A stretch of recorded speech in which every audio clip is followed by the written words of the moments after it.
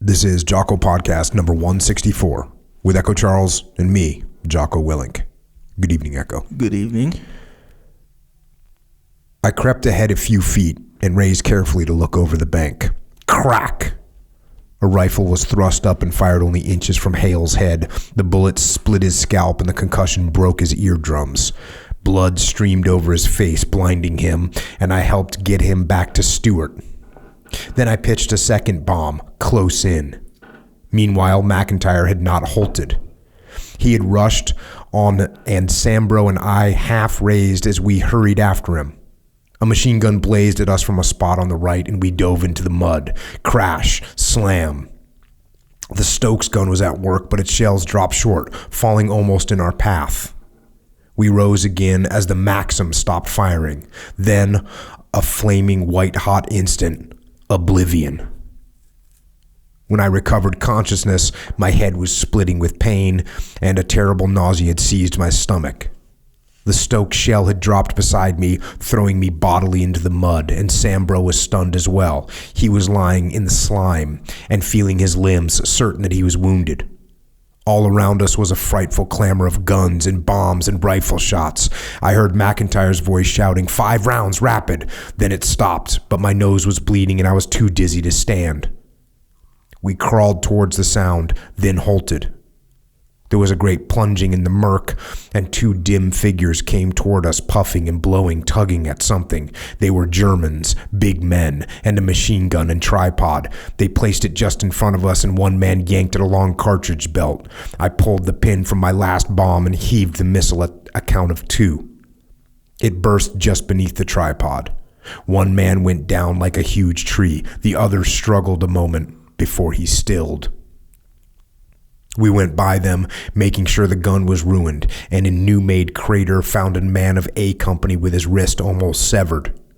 We bandaged him quickly and sent him back, and were rising to go on when Clark came stumbling through the mud and yelled at us, "Come on, give them..." His shout was cut off. He pitched, dead in front of us. A man scurried by with a stretcher, and we went over to the bank where we could see men moving. It was Lewis Gunner, and he said McIntyre had been shot through the stomach and was dying. They got him on the old stretcher, but he went on to the short bank in front and found old Bill, Mickey, and Johnson crouched there shooting at a German gun with that streaked sparks not more than 30 yards away. Sambro had bombs with him, and he and I hurled them. The burst seemed right on the gun, and it was silenced. I stared at the other men on the bank. They were all dead.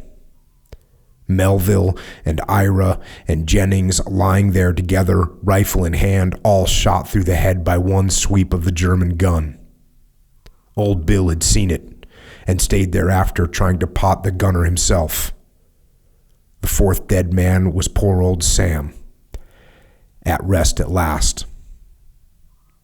We looked around and found all the rest of the party had gone, but another fit of sickness seized me and I could not move for a long time. Sambro stayed with me. We did not go back. We had to crawl a distance to avoid the machine gun fire, but the main fighting had shifted over to the left. A light vapor was stealing over the ground, making it harder to see, and I stumbled over a body as we found the road bank. It was the professor. Riddled with bullets, dead. He was covered with mud, had lost his steel helmet, had evidently got lost in the darkness, and there he lay, after years of study and culture, with glassy eyes and face upturned to the sky, a smashed cog of the war machine, with not a hope of burial excepting by a chance shell, and the mist thickened and rolled suddenly over him. Night found us still crouched in our cover, and I got up and went around the shell holes until I found old Bill and Johnson. They told me that a relief was due and that there had been no orders. Then a corporal from another platoon came and called to us to follow him. We were to go back to Ypres. The 16th Battalion was relieving us. We went and met the incoming men by our old trench, where were joined by the remainder of the company and heard that Big Glenn had been killed, that Izzy died gloriously in the fighting at the Graf House. All that long drag back was a hideous nightmare. The track was worse than when we had come, and then the shelling was incessant. We moved with infinite slowness, every step a struggle, a tearing physical effort, and a vast noise was all, thundering, rolling, clamor that dulled our thinking, mercifully smothering some of our agonized impressions of that night before. The November rains were chilling us, freezing us. Our feet were always soggy, and we were almost despondent. All that time we had been out, we had talked but little. Each man seemed busy with his own thoughts, disinclined to speak to one another. There had been too many of our friends killed, the men we had been with for months. I found that McLeod and Farmer had died in the mud. Egglestone had been wounded and placed on a stretcher, and then he and his bearers were all blown to fragments by a big shell. And poor old Flynn had been killed. We seemed to move in a daze, to do things as if we were automatons. When it grew dark, we moved again to form a new line. The Huns spotted us and started shelling while machine gun fire raked the ground.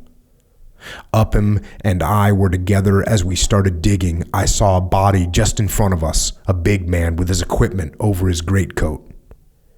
"Catch hold of that stiff," I said to Upham. "Pull him back here and we'll use him for part of our parapet." He stared at me. "Don't," he yelled. "Don't touch him." I seized the corpse myself, rolling it over into place, and Upham sprang from where he had been, spading, and commenced a new hole over to the right. A salvo of shells came and exploded. Whizzing fragments were all around me, but I was not touched. Upham fell and was dead when I reached him.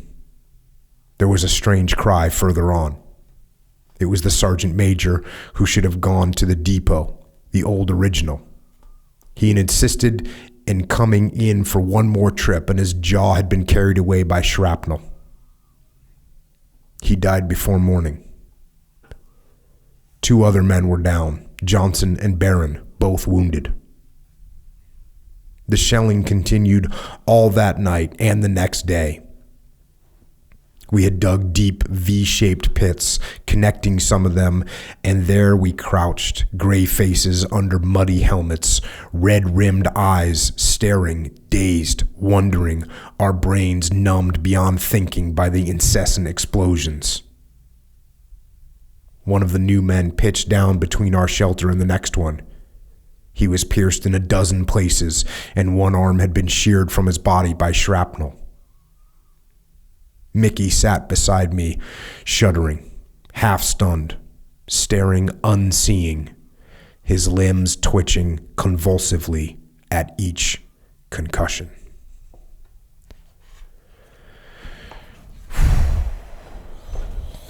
And that right there is a couple of pages worth of reading of the book And We Go On, written by a guy by the name of Will Bird, who was a Canadian soldier that fought in World War I.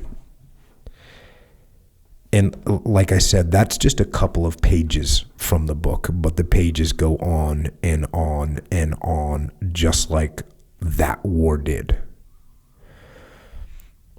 And you experience, like, the amount of people killed around him, wounded around him. It's horrific. And it's hard to even fathom what that did to these men before, during, and after combat, physically and mentally and psychologically. And the physical part, these are things that you can see. You can see those wounds, you can understand them, but the psychological part is perhaps the hardest to understand. Now, I say that this podcast is about human nature. And the reason it is, and the reason that I focus on human nature, is because in my opinion, in order to lead people, you have to understand people. You have to understand what their nature is. You have to understand human nature. And a lot of human nature boils down to psychology. And I recently got a recommendation from a trooper out on the interwebs who recommended a book called Psychology for the Fighting Man. And this is a book that was first printed in 1943. And the book it's an incredible book. It's filled with an immense amount of very useful information.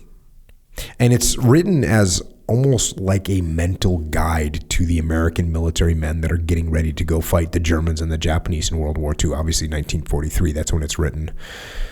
This is right in the middle of World War II.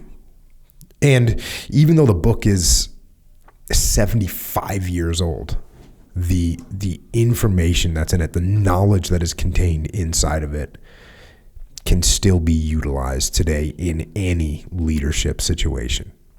And in fact, this book is so dense with information that I'm actually going to split it into 2 separate podcasts so that we can go into some more detail and not end up with a 14-hour podcast.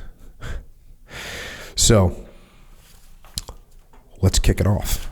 Going into this book, as I said, the title of the book is Psychology for the Fighting Man, and the subtitle is What You Should Know About Yourself and Others. It kicks off part 1, Psychology in Combat. When the British 8th Army pursued the retreating Axis forces from Egypt through Libya, they found along the route great quantities of abandoned equipment. Some tanks and guns in perfect condition, and gasoline for the tanks and ammunition for the guns. The physical materiel of a large Axis force was there, but it was useless to the Axis. There were no men left to operate it. You keep hearing it said that men cannot fight without weapons, but it is just as true that weapons cannot fight without men. An army is men. Not any men at all, for a crowd of men may only be a mob, but trained and equipped men. What sort of equipment do men of an army need? Planes, tanks, guns, and jeeps, mortars, grenades, rifles, and bayonets, camouflage and mess kits. Above all, food and water. Everything that the ordnance and quartermaster can supply, but that is not all. No. The men need morale. They need courage. They must have confidence in each other and the belief in ultimate victory. Who is the quartermaster who can issue stocks of courage and confidence? Yet these are essential weapons. So, we're starting off with a great point. Where do you get your courage issued? Not from the quartermaster, not from the supply guy. No, it's got to come from somewhere else. And it is just as important part of winning a war as tanks, planes, bullets, and bombs going on. And the army must have leaders too, plenty of them. COs and NCOs. Who supplies them? Besides leaders, it must have all sorts of special abilities and skills. Mechanical ability in particular is needed in this new mechanized war. Ability to drive trucks, pilot ability, mathematical ability, cooking ability, clerk skills, lots and lots of abilities. You can't fight a war without them. The army needs efficiency too. And efficiency means not only effective organization.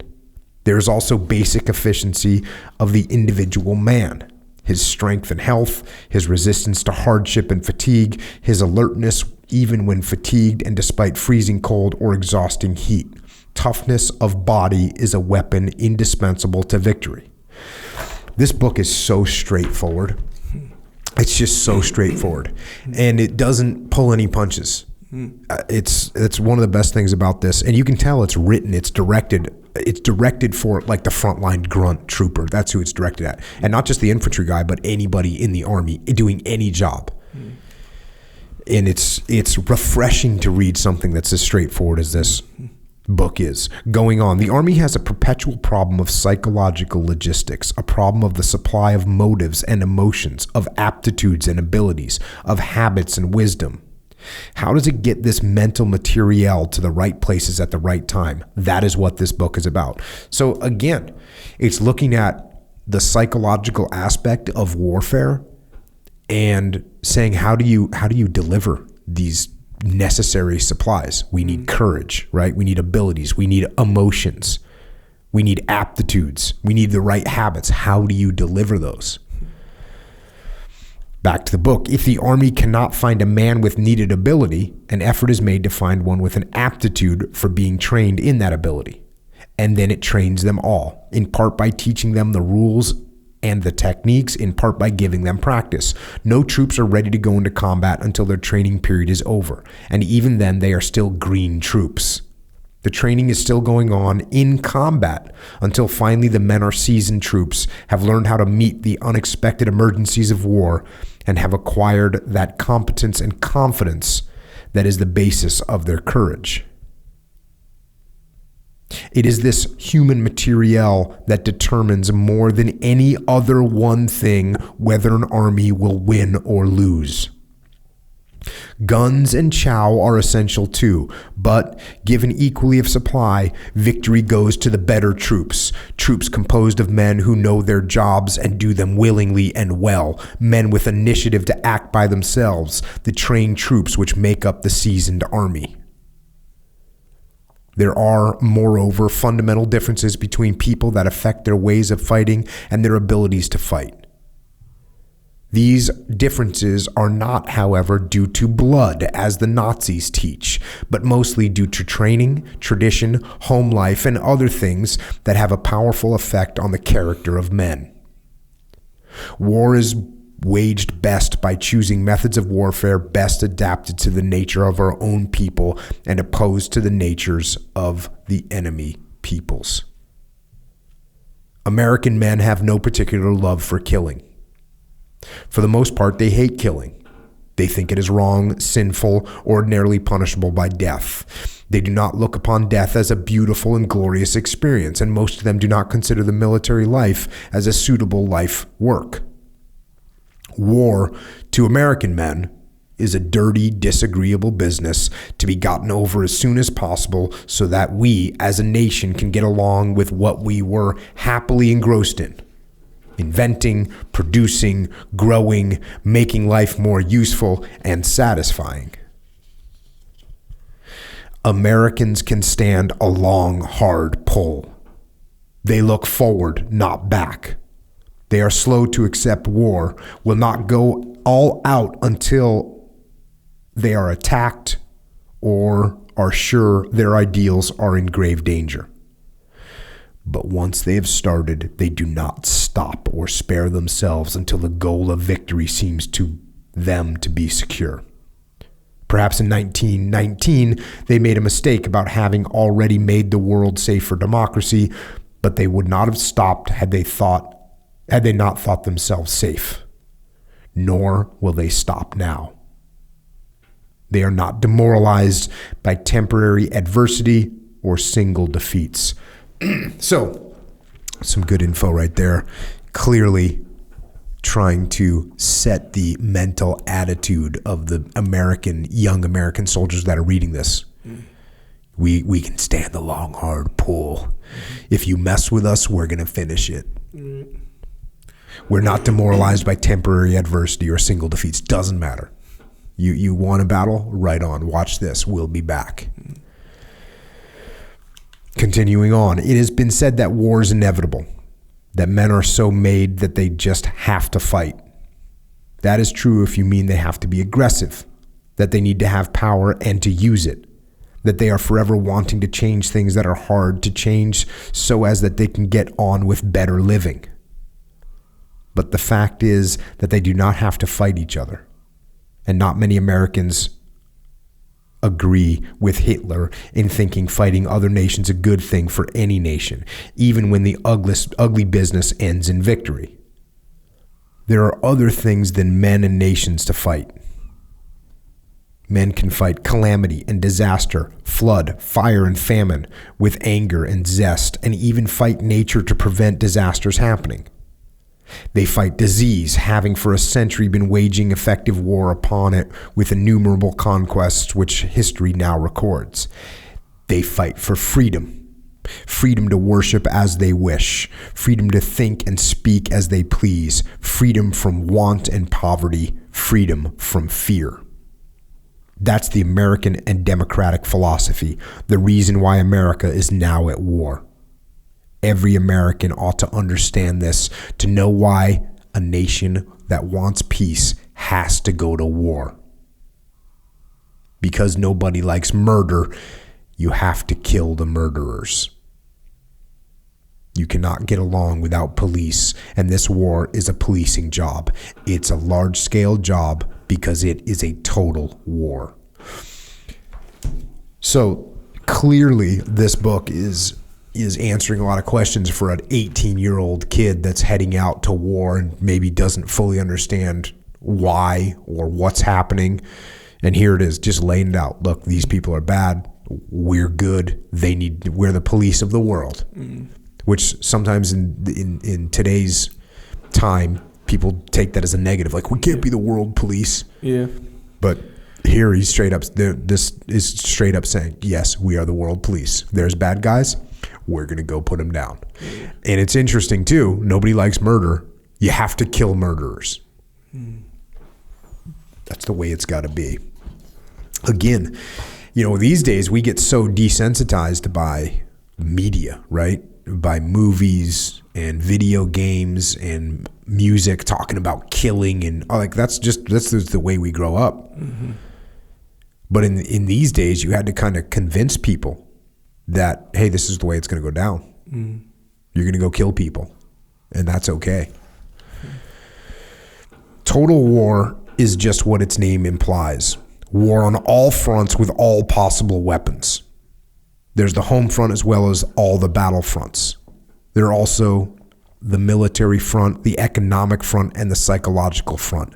Military, economic, and psychological warfare make up total war. The Germans had that big idea first, but the Americans can fight the devil with his own fire and a hotter one, and are doing it. The three kinds of warfare are all related. A military success may also be an economic victory if it results in the capture of great quantities of enemy materiel or blocks important supply routes to the enemy nation. Or it can be a psychological victory if it lowers enemy morale, helps to make soldiers expect defeat, leads the enemy people to be ready to submit. What I like about this idea of total war is when you apply it to other parts of your life, right? If you apply it to business and how you can't just focus on one aspect of business. You can't just focus on, hey, we're going to go out and create something new. Guess what? We got to create something new. We got to sell it. We got to figure out the way to get the cost to produce down. We got to figure out how we're going to beat our competitors. We got to figure out how we're going to spread. You got to figure out all these things. Total war in business. Mm-hmm. In life, total war. Right? How do you win? Your life is a war, right? Your life is a war. You're fighting against all these things that are happening, and you're fighting to win. You're fighting to be healthy. You're fighting to be financially stable. You're fighting to take care of your family in the best possible way. It's total war. And all these things, you have to fight all these fronts at the same time, all the time. Yeah. That's why you can't sleep at night. Yeah. Because it's total war in life. Yeah, that's so true. It's like you can be like winning certain battles in life, like you can have a great job, making great money, but don't exercise and be poor health, or opposite or what. There's so many different battles, Yeah, absolutely. And you have to be paying attention to those. You have to pay attention to all the fronts. Yeah. And there's a lot of times where people get focused on one front. Yep. Yeah. And it just doesn't help. And even like inside of a business, you'll get a business where they just focus on one thing. Yeah. And they'll miss that they're getting flanked. Yeah. Big time. Yeah. A lot of those times, and this goes in life, obviously.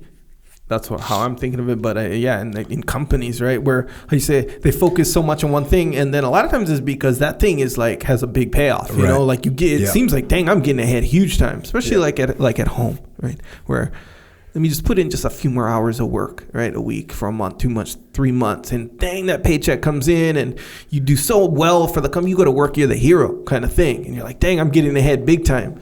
But like something else will kind of falter, which won't show itself right away, you know? And then when you, like how you say, get flanked, you're like, dang, my health just flanked me. You got to get focused on all fronts. Continuing on, an economic success of our own can lead to a military defeat of the enemy if it robs him of essential supplies. It can become a psychological victory if it disheartens him and makes him readier to give in. On the other hand, of course, a military victory is useless if it leads to a psychological defeat. The Japanese may have done great military damage at Pearl Harbor, but it resulted in net loss to them because of the effect of uniting the Americans in anger. Real defeats, other than death, are psychological in the end. That's pretty powerful. Real defeats, other than death itself, are just psychological, right? So they're just psychological. The enemy gives up, surrenders. You have to kill the enemy or make him surrender. There isn't any other kind of victory. If he is fanatical, you may just have to kill him. Americans would rather just get him to surrender. So this is something that's so important to remember, is that if you get beat, it's psychological. If you're still alive, it's just a psychological defeat. You just need to reframe it. Yeah. And how are you going to come back and win next time? Yeah. Psychological warfare is the newest arm in war. It is directed at opinion, belief, confidence, courage, and the will to fight. It is both defensive and offensive, for it tries to build up morale in our people and troops and to break down the morale of the enemy. The chief weapon of psychological warfare is propaganda. The radio and the press are used to bolster on the home front. The enemy is reached by newspapers and leaflets dropped from airplanes and by shortwave radio. Propaganda, in spite of what many people think, is not necessarily dishonest. Truth is often the best propaganda, especially when it is fed to persons who are starving for it. The most effective propaganda must be founded on fact, must start from some important event that actually happened and is known to be true. Then the propagandist interprets the event, much as a good lawyer interprets evidence in favor of his client, or as the honest advertiser makes a claim for his product. This is another very important part when you're in a leadership position. How much of being a leader is making sure that the propaganda gets out there? Have you ever heard this expression when someone says, you're not really good at telling your story? Mm-hmm. Have you ever heard that before? Yes. Like a company, they're out there trying to do great things, and they're working hard and they're having some successes, but nobody knows it. Mm. And when I work with companies, there's sometimes the companies, no one even inside the companies knows about the successes that they're having. They're failing to even spread the word within their own company. And so they think they're getting, crushed by the competitors because the competitors, guess what the competitors are great at? Propaganda. Every time the competitor signs a new client, they put out a big LinkedIn post, right? Yeah. They put in a big social media blast. Hey, we just signed. It's great to welcome aboard our newest client. Meanwhile, a company's not doing that. And so everyone inside the company doesn't know that we're signing all these new clients. So this idea of propaganda is very important in warfare and in leadership and in business. Yeah, and at the same time, you might have heard about this.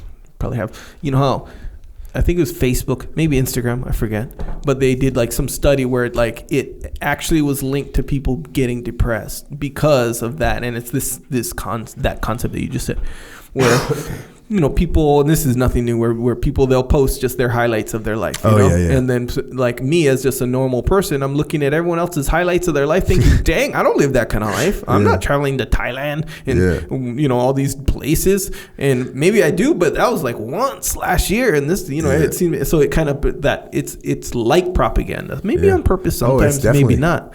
But it's it's like the perception, where Yeah. you have your life, and it's like the highlights are like 1 out of 1,000, Yeah. and meanwhile everyone else seemingly is 1 out of 1. Yeah. It's just all highlights. They're just kind of having another sushi restaurant tonight. Yeah, With a bunch of girls. Oh yeah, And a Lamborghini. yeah, or whatever. Lamborghini, all that stuff, man. And it's like everyone, Yeah. except me. Yeah. So it's kind of that feeling. Meanwhile, But Echo Charles, he's not. whatever, bro. I'm not Yeah. gonna fall for it. I'm not gonna fall for it. Yeah. No, it's true. It's true. And that stuff does build up. It does. And that's like propaganda in your own life. Now, Yeah. believe me, I'm not recommending that you do good propaganda on your Instagram to show your positive life. No, no, I'm not saying that. I'm saying don't believe the hype. Military psychology. Psychological warfare is not, however, the only way which psychology contributes to success in combat. There are hundreds of others, and soldiers and officers need to know what psychologists know and what psychological methods can find out. For instance, soldiers need to understand men in order to understand themselves and their comrades. And officers must learn how to interpret and influence the conduct of those for whom they are responsible. So this is exactly what I say all the time. If you want to be a good leader, you got to understand people.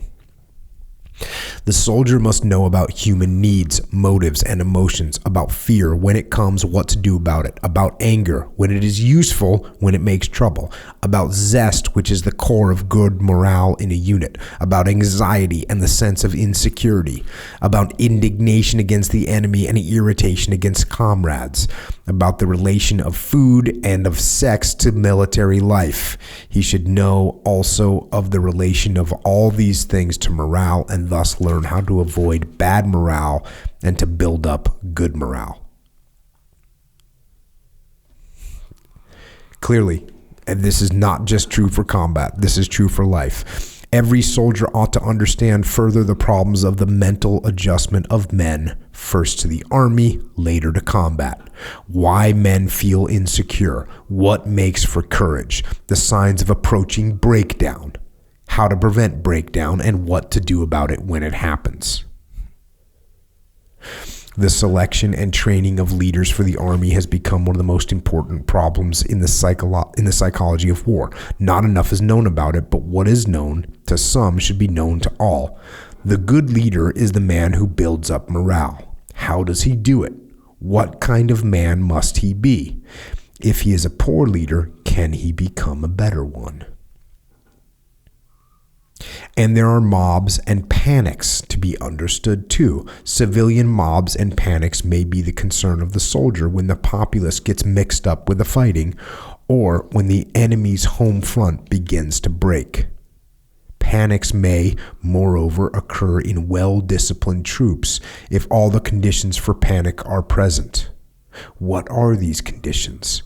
Why are seasoned troops panicked less than green troops? The army place each man with his talents where he will be used to his best advantage, but each individual must know how to get the most out of his talents. The primitive fact of combat is that man pushes when he encounters an obstacle to the achievement of his desire, pushes more if blocked, gets angry if still thwarted, and then fights. But to this fighting, he eventually brings all of the knowledge and skill that has made him supreme among the animals. He fights by learning how to use his eyes at night and learning how to arrange a system that will let him hear inside of an airplane. He fights by selecting good leaders and good truck drivers. He fights by understanding human nature in order to build up good morale that will overcome fear. He fights by saying the right thing in the right way to the right people at the right time. And sometimes that is propaganda. He uses every resource of science and intelligence, including psychology. He has to, for this is total war.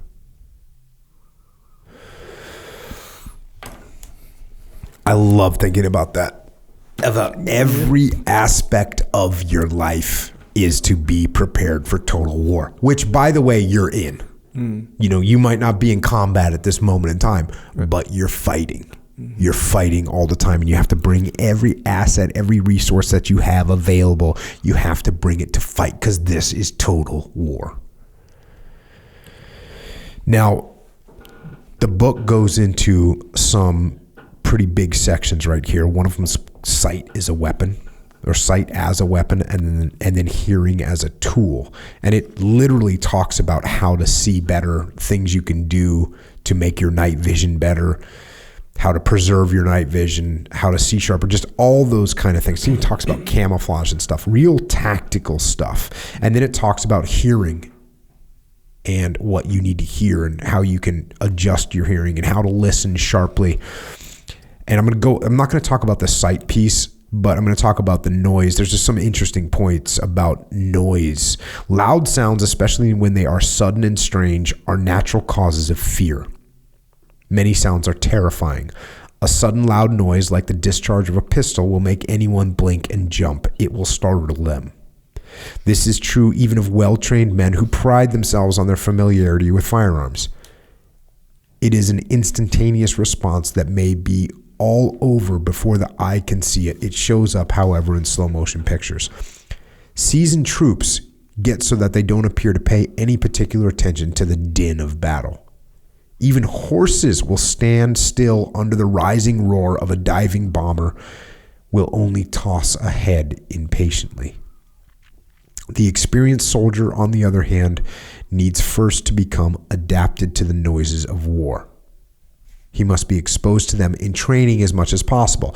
After the noise has become familiar, its loudness will not affect him so greatly in combat. Control over noise makes it less fearful. You don't mind the noise of gunfire so much as you are the one who is doing the shooting. So, talking about getting people used to the loud noises that you're going to come up against. Mm-hmm. And this is something that we used to do. I don't even know if guys do it anymore because it's probably not that smart, but we used to do immediate action drills with no ear protection in. So we'd get used to shooting guns and having all that just massively loud noise. And we wouldn't do it every time, but we would do several runs with no ear protection. This is back in the day. Now, in current times, guys have these nice headsets that have noise. They're noise canceling headsets, so they're actually pretty awesome. Mm-hmm. So it's not that big of a deal anymore. Mm-hmm. But back in the day, they wanted to make sure, hey, you got to realize how loud this is going to be if you get in a firefight. If you get in your first firefight and you've never had an M60 machine gun 2 feet away from your ear, getting crazy, laying down 100-round belts, it'll be a shock to your system. So that's what, and not to mention, they're hucking, grenade simulators at you and artillery simulators. So there's explosions going off because that's what they're trying to do, get you used to that scenario. Men subjected to the excessive noises of war over a long period sometimes build up an oversensitiveness to any sort of loud, sharp report. They are in the state of a man with a hangover. The bang of a door will make them jump. A loud shout is painful. The noise of a truck exhaust is frightening. In the hospitals where men are convalescing from bad cases of these war nerves, the dropping of a pan will startle a ward full of sleeping men so violently that the jerk will bring them out of their sleep and even out of their beds and onto the floor. But this state of nerves, though linked in their minds with the noise and produced by the noise, is due mainly to more disturbing things that have become associated with the noise. Noise is just as loud and originally just as distressing as the noises of war if they are only just a part of everyday work or fun are tolerated. Men become used to the din of a boiler factory or a pneumatic drill. It may deafen them, but it does not demoralize them. So that's pretty obvious, right? Mm-hmm. What's making these noises horrible to you is because every time a bomb goes off, you see your friends get blown up and killed, and you're afraid that the same thing's going to happen to you. Whereas a pneumatic drill is just making a bunch of noise, so you're not that worried about it. This was, again, there's a lot of real basic information. You can imagine this book being issued to frontline troops, but I had to call this one out here too. Sooner or later, most soldiers have the experience of getting lost. In heavy woods or jungle, it is possible to get lost just a few yards off the trail. It gives a man a peculiar, helpless feeling. You are so accustomed all your life to knowing where you are and who you are and about what time it is that the feeling of not knowing one of these things comes as a great shock. And then it goes on a little further. It says, a compass is a big help. And I was like, yes, it is indeed. Here's another real Captain Obvious. It is best to have a map in your pocket when you get lost. If you can't have one, then you ought to see one before you get into strange country. So that's real obvious too. The more a soldier knows about maps, the better equipped he is for combat duty. His training in how to read them and what to look for on them, if he keeps practicing it, should enable him to find himself if he ever gets lost on any terrain he knows from a map. And the reason I called that part out is, think about all the situations that you get in where you have the opportunity to gather some intelligence before you go into them.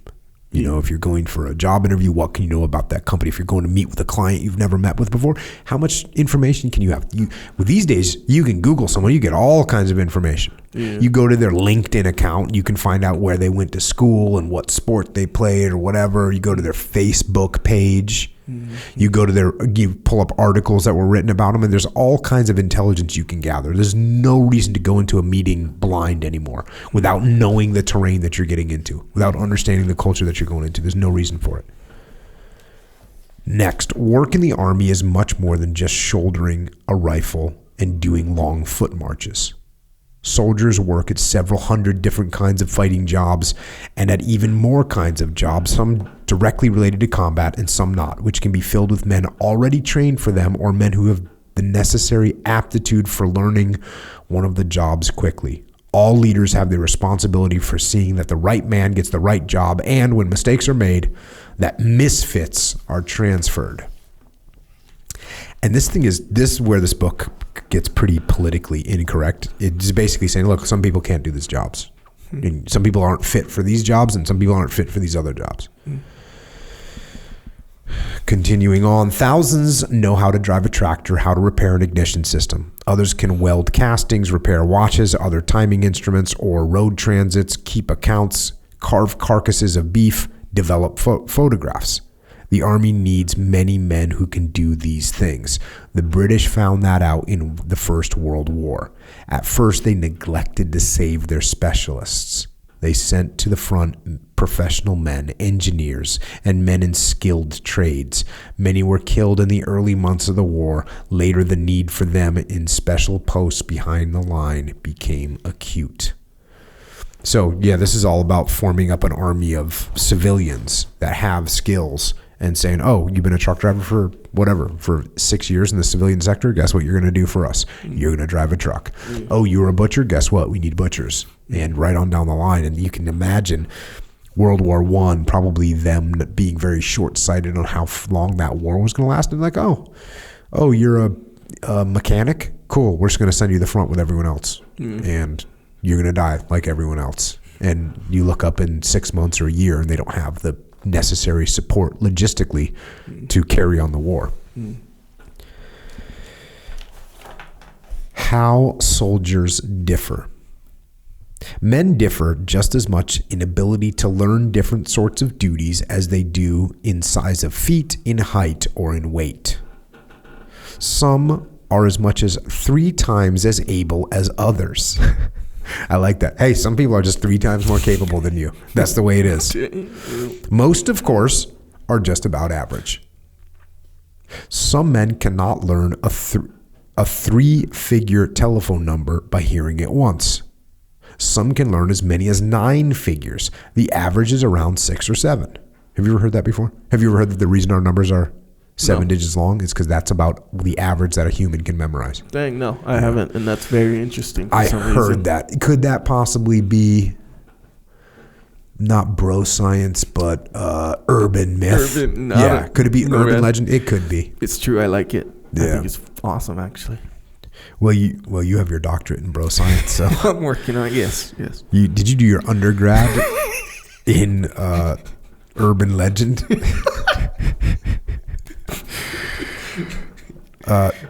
Back to the book. Some men, starting from scratch, can learn in 8 weeks to receive and send radio code at 16 words per minute.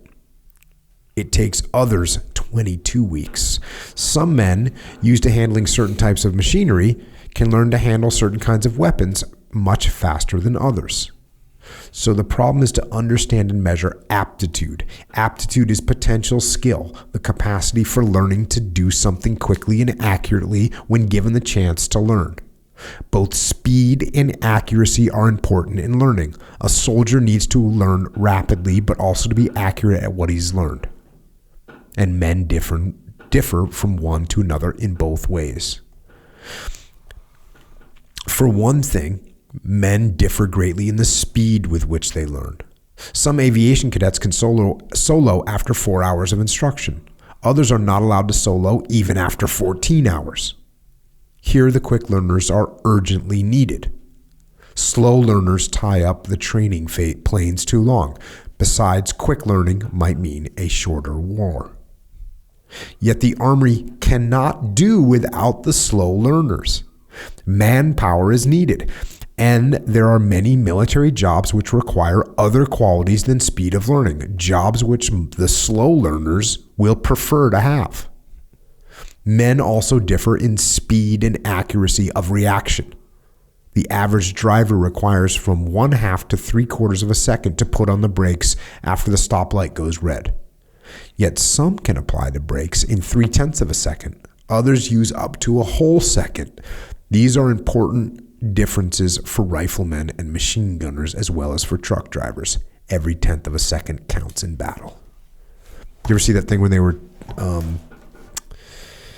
doing like the speed tests for Conor McGregor? Mm-mm. And he was the fastest athlete they had tested. Speed, like reaction kind of speed? Like reaction time. Like when you see something, you touch a button or whatever, whenever they have these little tests set up. Yeah. And apparently McGregor was the fastest athlete that they had tested. Dang, that's crazy. Yeah, it is crazy. Yeah. It is crazy because some of these baseball players, and I think that would be do you think that would be the fastest hand-eye coordination? Off the top of my head, seems like it. I mean, because those balls come quick. Yeah. Yeah, there's a test you can do when we're kids, how they do it, in science class. Mm-hmm. One guy holds a ruler. Class? No, real science. You get a ruler. Oh yeah, and then you drop it. The teacher holds it, and then he puts it on your finger, mm-hmm. between your fingers, right at the 0 mark. Yep. He drops it, and how quick you can. How far do your fingers have to be opened? I don't know. Because it seems like that could be an advantage. A little bit, yeah. My grandfather used to do this. It was called the dollar drop. Oh, okay. And he would fold a dollar lengthwise, only to make it kind of aerodynamic. Yeah. And if you could catch the dollar, you could keep it. Okay. Yeah. It sounds pretty easy, doesn't it? Yes, sir, it does. Some people can't catch that dollar. Yeah, so it's so you'd think if you're, how you're saying, you just said how far your fingers. Yeah. The thing is, for the experiment, mm-hmm. as long as you designate kind of that, or even eyeball it, it might be a millimeter difference, mm-hmm. but usually it's But there's always those people that are looking for that edge, right? I'm sure there is, Jocko. Yes, because I'm thinking I would be figuring out how, because I used to do that with the dollar drop, right? I'd get my fingers here. Yes, that makes sense. When the dollar drop has more stakes for sure. High stakes, even though especially when he pulls out that $5. Oh, yeah. You were probably the guy in science class who wanted to win, though, even though it wasn't a competition. Of course it's a competition. There you go. So, and I don't know. I'm pretty sure that stuff can be trained as well. And that's one thing that, when you're bringing your kids up, you bring them up and you make them play multiple different sports. You don't focus them too young because they don't develop the broader athletic skills. Yeah, it makes sense. So you're supposed to get them involved in a bunch of different sports.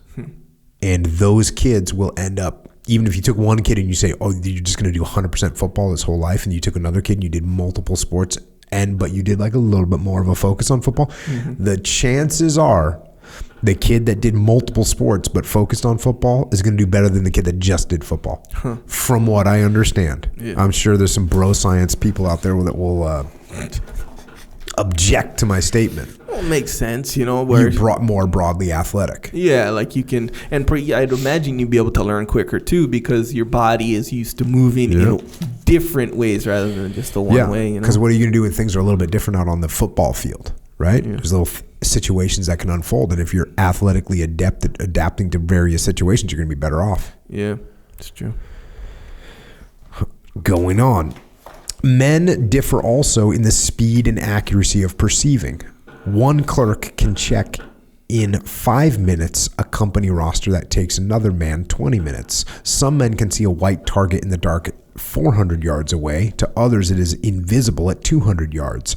Rangefinders differ in their ability to tell the distances of different objects. When the job is seeing, you must choose the best seers. So that's interesting because you could have someone that has bad reactions, but they can see really well. And if you ever read, I'm sure at some point we'll do Chuck Yeager's book on here. Matter of fact, Chuck Yeager's on Twitter. I don't know if you know that, but Chuck Yeager's on Twitter, and I've gone back and forth a couple times. People have said, come on the podcast, but in his podcast or in his book, Yeager, he just had incredible vision.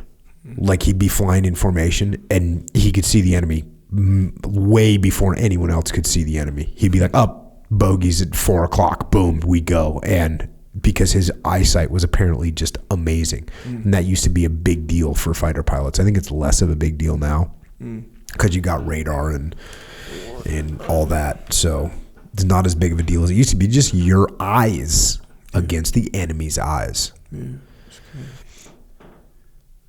Back to the book. There is, however, much more to a good soldier than speed and accuracy with which he learns, acts, and perceives. Every man has interests, likes, and dislikes. These determine in part what he will do well and how fast he will improve. A man's interests, for instance, usually determine what he will do with what he learns. Mere exposure to training never made a skilled soldier. It is the interested man who remembers and profits by his training and is ready to apply it to new situations. Right? So true. So true. How true. It's just so true. So true. We don't, and what I think is really important about this from a business perspective is what they're basically saying is put the right people in the right jobs. Yeah. That's the overall concept. Put the right people in the right jobs. That's what you need to do. Yeah. If you've got someone that might not be super talented, but they're very interested, they're probably the better hire than someone that's just got a bunch of talent but doesn't care. In fact, I'll go ahead and say they straight up are the better hire. Yeah. Yeah, and then they'll wind up learning like so quick and your specific thing. Yeah. You know, your specific. They're into it. Yeah. You have someone that's not into it, that's bad. Oh, like someone who has like a major like degree and you know his resume is beyond huge, the degree, but like, hey, I'm really into whatever it is that you're doing. Yeah. Like for instance, you like making videos. You're into it, right? Sure. If you didn't like making them, if you got no enjoyment from it, think of how horrible it would be to trying to get you to do it. I mean, it's pretty hard to get you to do a video right now and you actually like doing it. Whatever. Yeah. Or, you know, like politics, right? You know how like some people, they like politics, some people don't. So you get someone who likes politics and the news comes on, they're going to be all up in there learning everything what's going on like today, you know? Then someone who's not, they're like, oh, the news is on. Let me watch, like, you know? Well, that's an interesting, I thought you were going to say that people that are into, because I actually, that's one case where I would disagree, because a lot of times people that really like politics, you don't want them in politics because they're just political machines, right? Yeah. You want a normal person. Oh yeah, you want just a normal everyday. You don't want the person that's like, you know what I'm going to do? I'm going to be president. Yeah. I'm going to be in charge. They like that person. You don't want them to be president. Yeah. You want the person that's like, look, I don't really want to do this. Yeah, and I think that's different. Because someone that's all hungry for the political life. They're a arrogant person that thinks that they should be in charge of it. It's like, no. Yeah, I meant like on TV. Like, so like me, if I watch I don't know, like Hawaii okay, 5-0? So well, that's kind of a good example because I'm interested in Hawaii. You know? Yeah. So you know, I'm gonna like, but like okay, so I make videos, right? I do some visual effects, whatever. There's a YouTube channel called Video Copilot, right? So all it's mainly just tutorials on how to do stuff. That's all it is, really. So when that, like, if a new video comes out or something, man, I'm all up in there, all up in it. But you don't care, bro. You're gonna watch that thing and you're gonna you're not even gonna click on it. Not even close. No. See what I'm saying? Unless I was like, I wonder if I want to take Echo's job. Yeah. Or okay. So But case in point, I'm not interested. Right. So I could barely even get through one of those videos. That's what I'm saying. Before I'd be like, no, I'm gonna go over here and do burpees. Yeah, exactly. So you're gonna click on that video. If I say, hey, Jocko, click on this video. Yeah. This will make you broaden your horizon. I don't know, whatever. Click on this video, and just watch the whole thing. Watch it 5 times, actually. Yeah. Bro, when you're done watching it 5 times, bro, everything went over your head. Yeah, don't care. Bro, you don't even care. So advice from this book is put people that are interested in the job, truly, inherently interested, and they're going to do a better work, even than maybe someone that's more talented than they are. Mm-hmm. Back to the book. Other personal differences besides interests and likes and dislikes are important, especially for some military tasks. One man may feel completely at ease in the transparent cage in which a bombardier must sit, while another, ordinarily dexterous, is so upset in the exposed position that the pupils of his eyes dilate, his fingers fumble, and he cannot manipulate the bomb sight properly. So there you go. You got a guy that's probably maybe he has quicker reaction times, but he's just scared to be inside the turret. Yeah. 2 equally wise officers may not be equally good leaders. One is at ease with his men, talking with them freely, getting their slant on matters of importance, and giving his orders and directions readily. The other, although he wants his men to like him and respond alertly and willingly to him as a leader, cannot bring himself to feel free and confident with them and open up with them in a way to gain their confidence and liking in turn. The first is, of course, the better leader. So there you go. That's like straight up, hey, this person, if you're more comfortable talking to your troops, they're going to sense that, and you're going to be better than someone that's not comfortable talking to the troops. Indeed, leadership is the quality that the Army most needs. All advancement brings with it responsibility, and responsibility for the conduct of others requires leadership. That's interesting, because what's interesting about that is, and it goes into this later on, talking about we probably won't cover it until the next podcast on this book, but talking about are leaders born or made? And this is clearly leaning a little bit towards born. Yeah. Clearly. Which I agree with. I think leaders are born and made. Yeah. Both. And it feels like a lot of times when people use the expression, are they born? Whether it be leaders, whether it be whatever, he's a natural, whatever. I get the expression and I understand and agree, of course, but technically, like if you say if a leader is made or born meaning like he wasn't trained at a very specific point to be a leader. He brought to the training or to the position just a bunch of like talent or whatever, but he probably learned that through like his life, what he was exposed to, what he was, put through. But there are certain aptitudes that people have, and those play an impact. Yeah. So if you have somebody that's really articulate, they're going to make a better leader than someone that's not articulate. But even someone who's articulate, they learn that through sort of life. There's no possibly, but some of it. Maybe they have like a shorter tongue or something. Because it has to be genetic, is what I'm saying. That's like what I'm saying. I don't know if there's an articulate gene. There is an articulate gene for sure. Well, it's not a gene; it's your brain. How much capacity do you have to process words quickly and assemble them together into sentences and put them out into a comprehensible statement? How can you do that? How well can you do that? Yeah, but you're not born knowing how to talk. I guess, it is like a processor. You have what? Yeah, that's it. Like a little processor. What processor? What size processor do you have in your brain? Do you got the old 486? No, one of those. Or do you got the new Pentium, whatever? No, I don't know. Pentium's probably like 10 years old now, isn't it? The Pentium. No, it's like an i7 or i9. I have no idea. Anyway, but no, because there's articulate people who don't talk fast or don't. Yeah, you're right. They're able right. to assemble their. Okay, here's another one, and this one's, and I've talked about these before, but the ability to look at complex problems and simplify them. Yeah. Sure, some of that is learned. Yeah. Some people just are born with it. Yeah. Some people learn it in the streets. Yeah, I think my I'm drawing back on my bro science background, and I do think I believe it's a belief that you get it from like life, like you your get some of it from most life, of it, but I that's what guarantee if you take someone that had a twin brother, Yeah. and you one of them would be more apt at some things than the other one. There's got to be some things that you are better at than your brother naturally, and some things that your brother's better at than you. I don't know of any, but put it this way: all the differences that we have, I feel like I can map it back to why.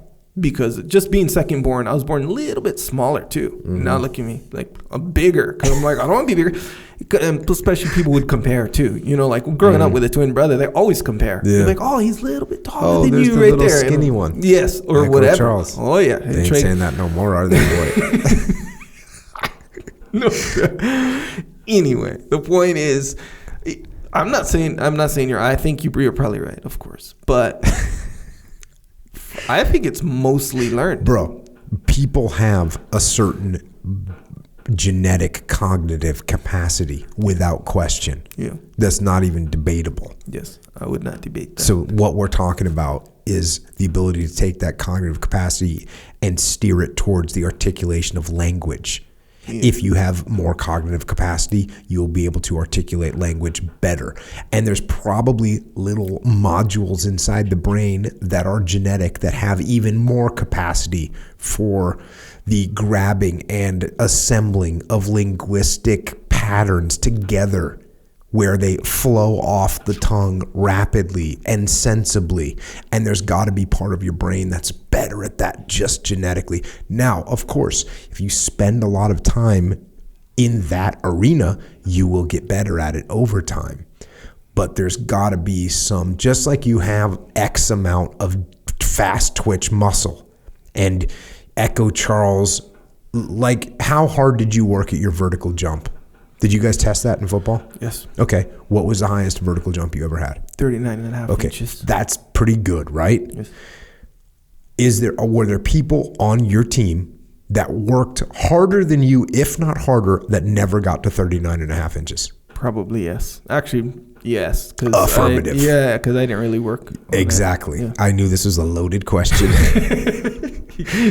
So yes, sir. So there was someone on your team that they worked and they trained and they were doing jump squats and Bulgarian lunges and split squats, and they were just trying to get that vertical jump up. They were wearing, remember those shoes with like the toes on them, yes, right? Sir. Yeah. Get them hops.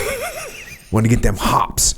So this guy had all those things, and you know what he got to? 32 inches, right? And he was bummed. Yeah. But that's what I'm saying. Yes. He has a certain genetic capability. There's physical capabilities that are genetic, and there's some mental capabilities that are genetic, and both of them have a max capacity.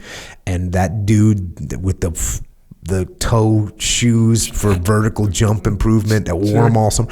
There was a kid one time, he lived across the street from me. He was young. This is when I was probably 25. It was back in the day. Yep. But this kid trained all summer long with those shoes, and what he wanted to do was dunk a basketball. Yeah. And he did it. He did it eventually. But he worked hard. Yeah. There's some people that don't even have to work hard and they can dunk a basketball. Yeah, they just got it. Yeah, man. Right? Yeah, man. My friend Cake Nuts, who I mentioned. Can Cake Nuts dunk? No, we're talking about some different attribute now. He always had like kind of like big, it's called big muscle bellies, like the part of your muscle. Anyway, he had kind of big muscles genetic. He was a thinner guy, and he was always cut. So even into adulthood, he wouldn't have to watch his diet, you know? Meanwhile, if you're like a normal person, if you watch your diet like a lot, then you can get that cut. You can get there. Oh yeah, totally can. But Cake Nuts, he's just cruising. He's just cut, shred, abs, you know? And then he like lifts a bunch of weights over the summer. This workout I gave him, by the way. And he lifts a bunch, he comes back and he's just huge. Still cut, by the way. So it's like, dang. Yeah. But, you know, he just has it like that. There you go. I think. Genetic differences. And that's what they're talking about in this book. And I think sometimes people's attitude nowadays is like, well, you know, you can do whatever you want. Well, it's like, no, actually, you should find out what's good for you. Yeah. That's what you should look for. Yeah. Like, I was a radio man. Yeah. You know, it's like a radio man. Why? Because I was like smart, but I was big enough to carry a radio, right? Yeah. If the small guys in the SEAL platoon, they become the point man because you don't have to carry any extra weight generally. Yeah, bro, you're so right, like so right. And consider like major industries, and we'll just say sports, right? Where it's like it's pretty clear: when you win, you win; when you lose, you lose. Sports, right? So get the established sports. With very, very few exceptions, this is going to be the case. You're going to get like, okay, football, because there's a bunch of positions that do very different things.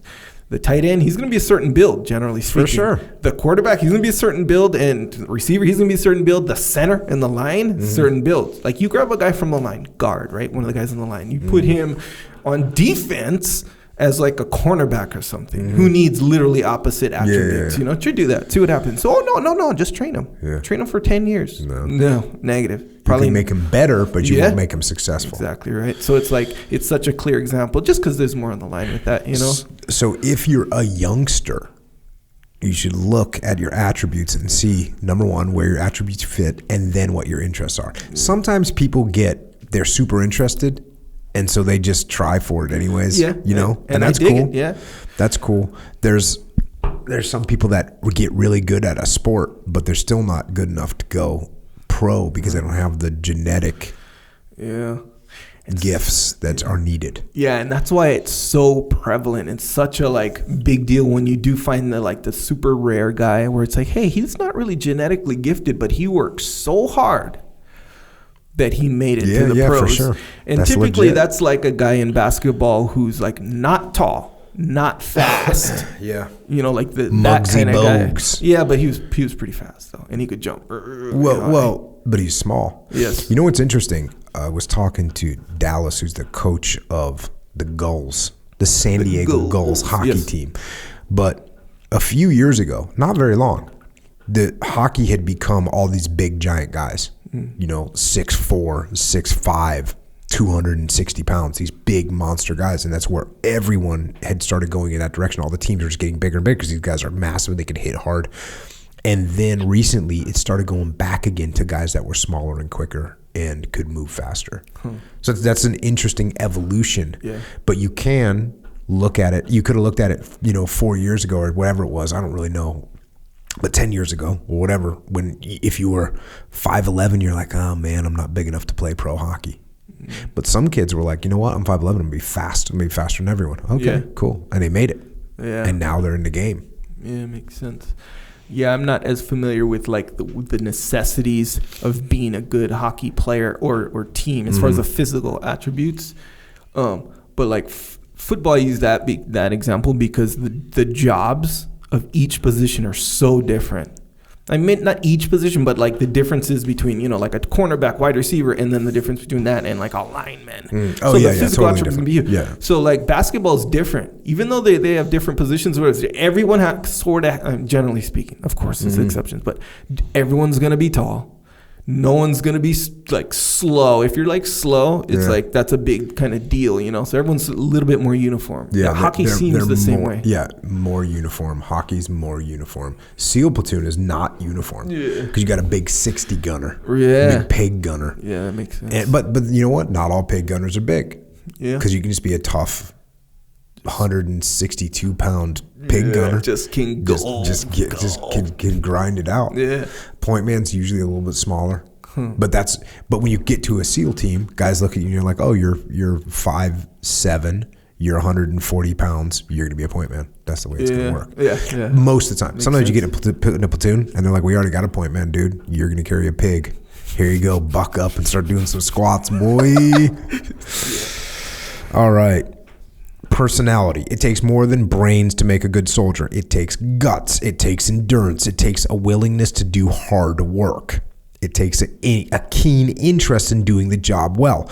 Psychologists wish they could give the Army right now a method of measuring these important personality assets, tests that would be as accurate and reliable as a test for measuring the ability to do arithmetic or aptitude for learning radio code.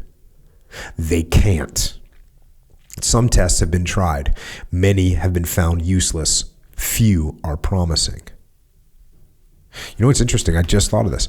I went to communication school, the SEAL communication school, and we had to learn Morse code.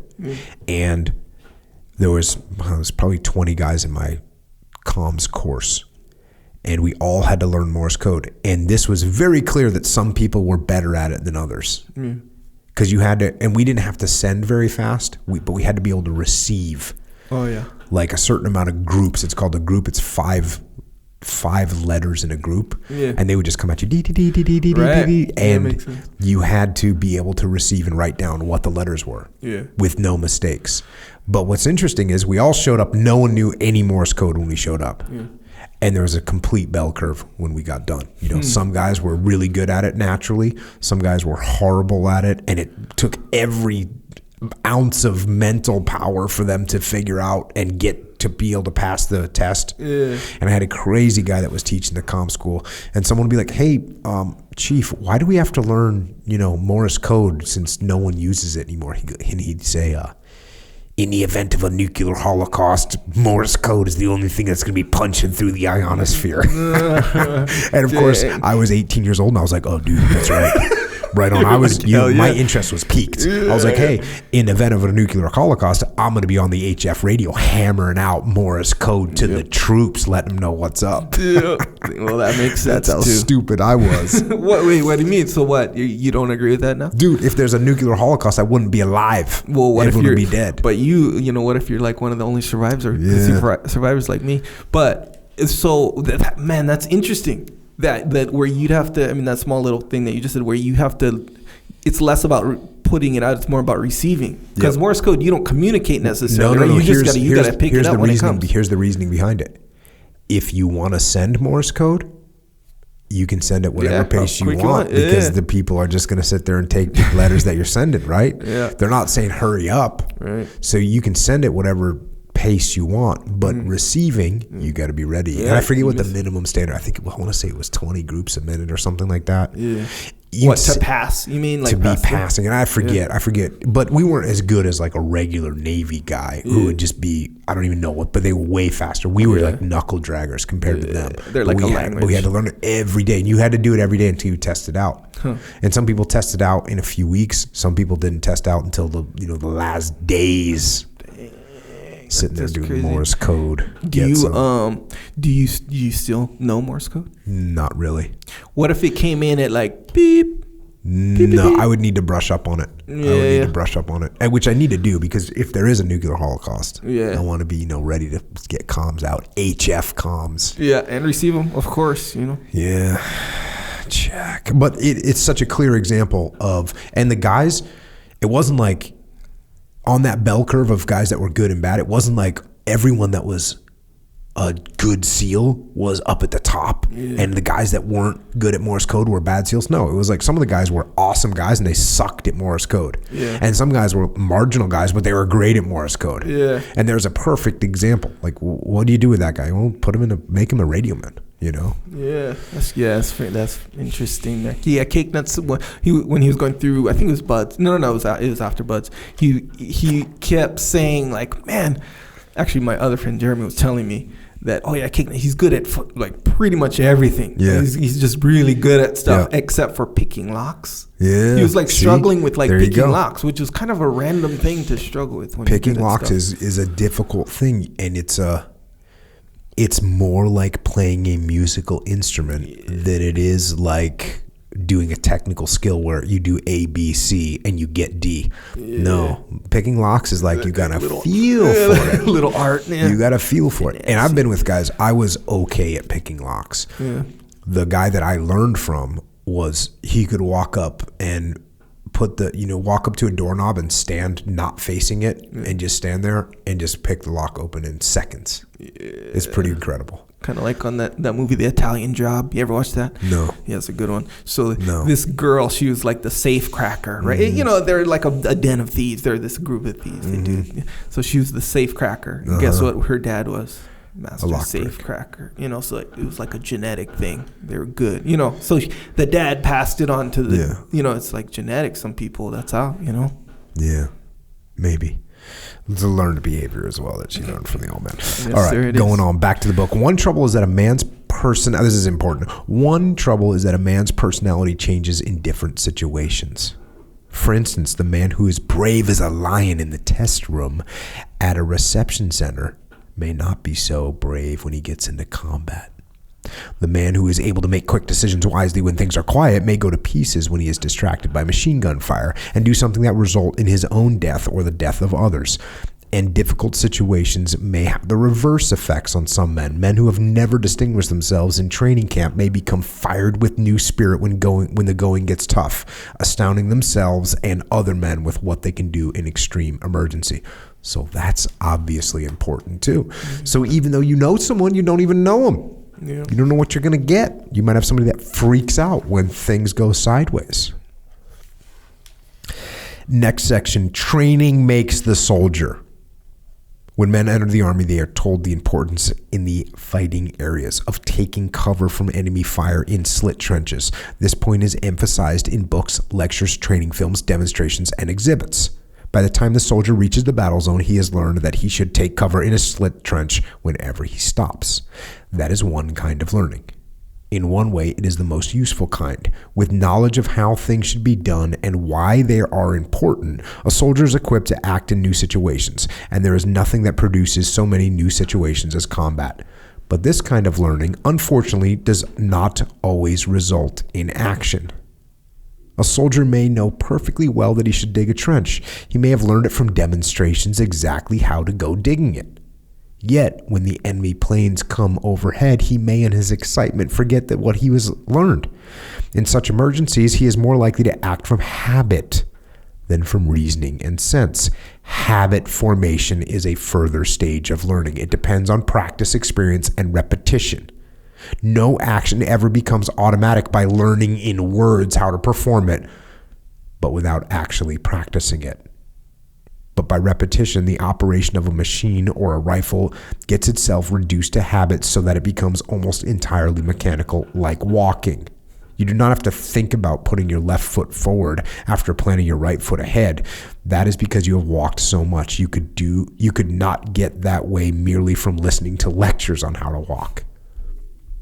If during maneuvers, a soldier practices taking cover instantly whenever he sees or hears an air attack warning or plane coming close, if he always throws himself flat when he first hears the sudden whistle of a shell or the singing of bullets past his ears, these actions soon become second nature to him. The particular warning sights and sounds become fixed as signals for immediate actions. In a real emergency, the soldier does not have to stop and think about what he should do. He just does it. Straightforward. That's why we roll in jiu-jitsu. Yeah. That's why, look, drilling is important. I get it. You got to learn the move, but you got to roll. Yeah. Well, and one could argue that drilling, it serves the same purpose, just in a more like specific kind of way. It does. You got to do both. Yeah. Yeah. Now, if you drill correctly, but what you can't do is sit there and get shown a move. Right. Yeah. You got to do the move. Yeah. And I used to do that too when we'd have guys going through CQC training, and a lot of times, instructor might want to hear himself talk a lot and explain things because it's a pump to the ego when you get up there and you show people what's what. Let me show you how I did it. Back in the day, did it like this. So you get an instructor that wants to hear himself talk, and meanwhile they sit there and talk for 20 minutes. The SEAL platoon could have done 3 more runs through the kill house in 20 minutes. Yeah. So I'll tell you what. Say what you got to say it quick, and let the boys go pull that trigger, because that's how we get good. By doing. Back to the book. This sort of learning of minor importance in high school or college is basic in the Army. That is why drill is so important, why discipline is so essential. In war games, the soldier gets conditioned to all sights and sounds of battle. In early training, it may be possible to simulate realistically the noises of shells, dive bombers, and bursting bombs by recordings reproduced by loudspeakers.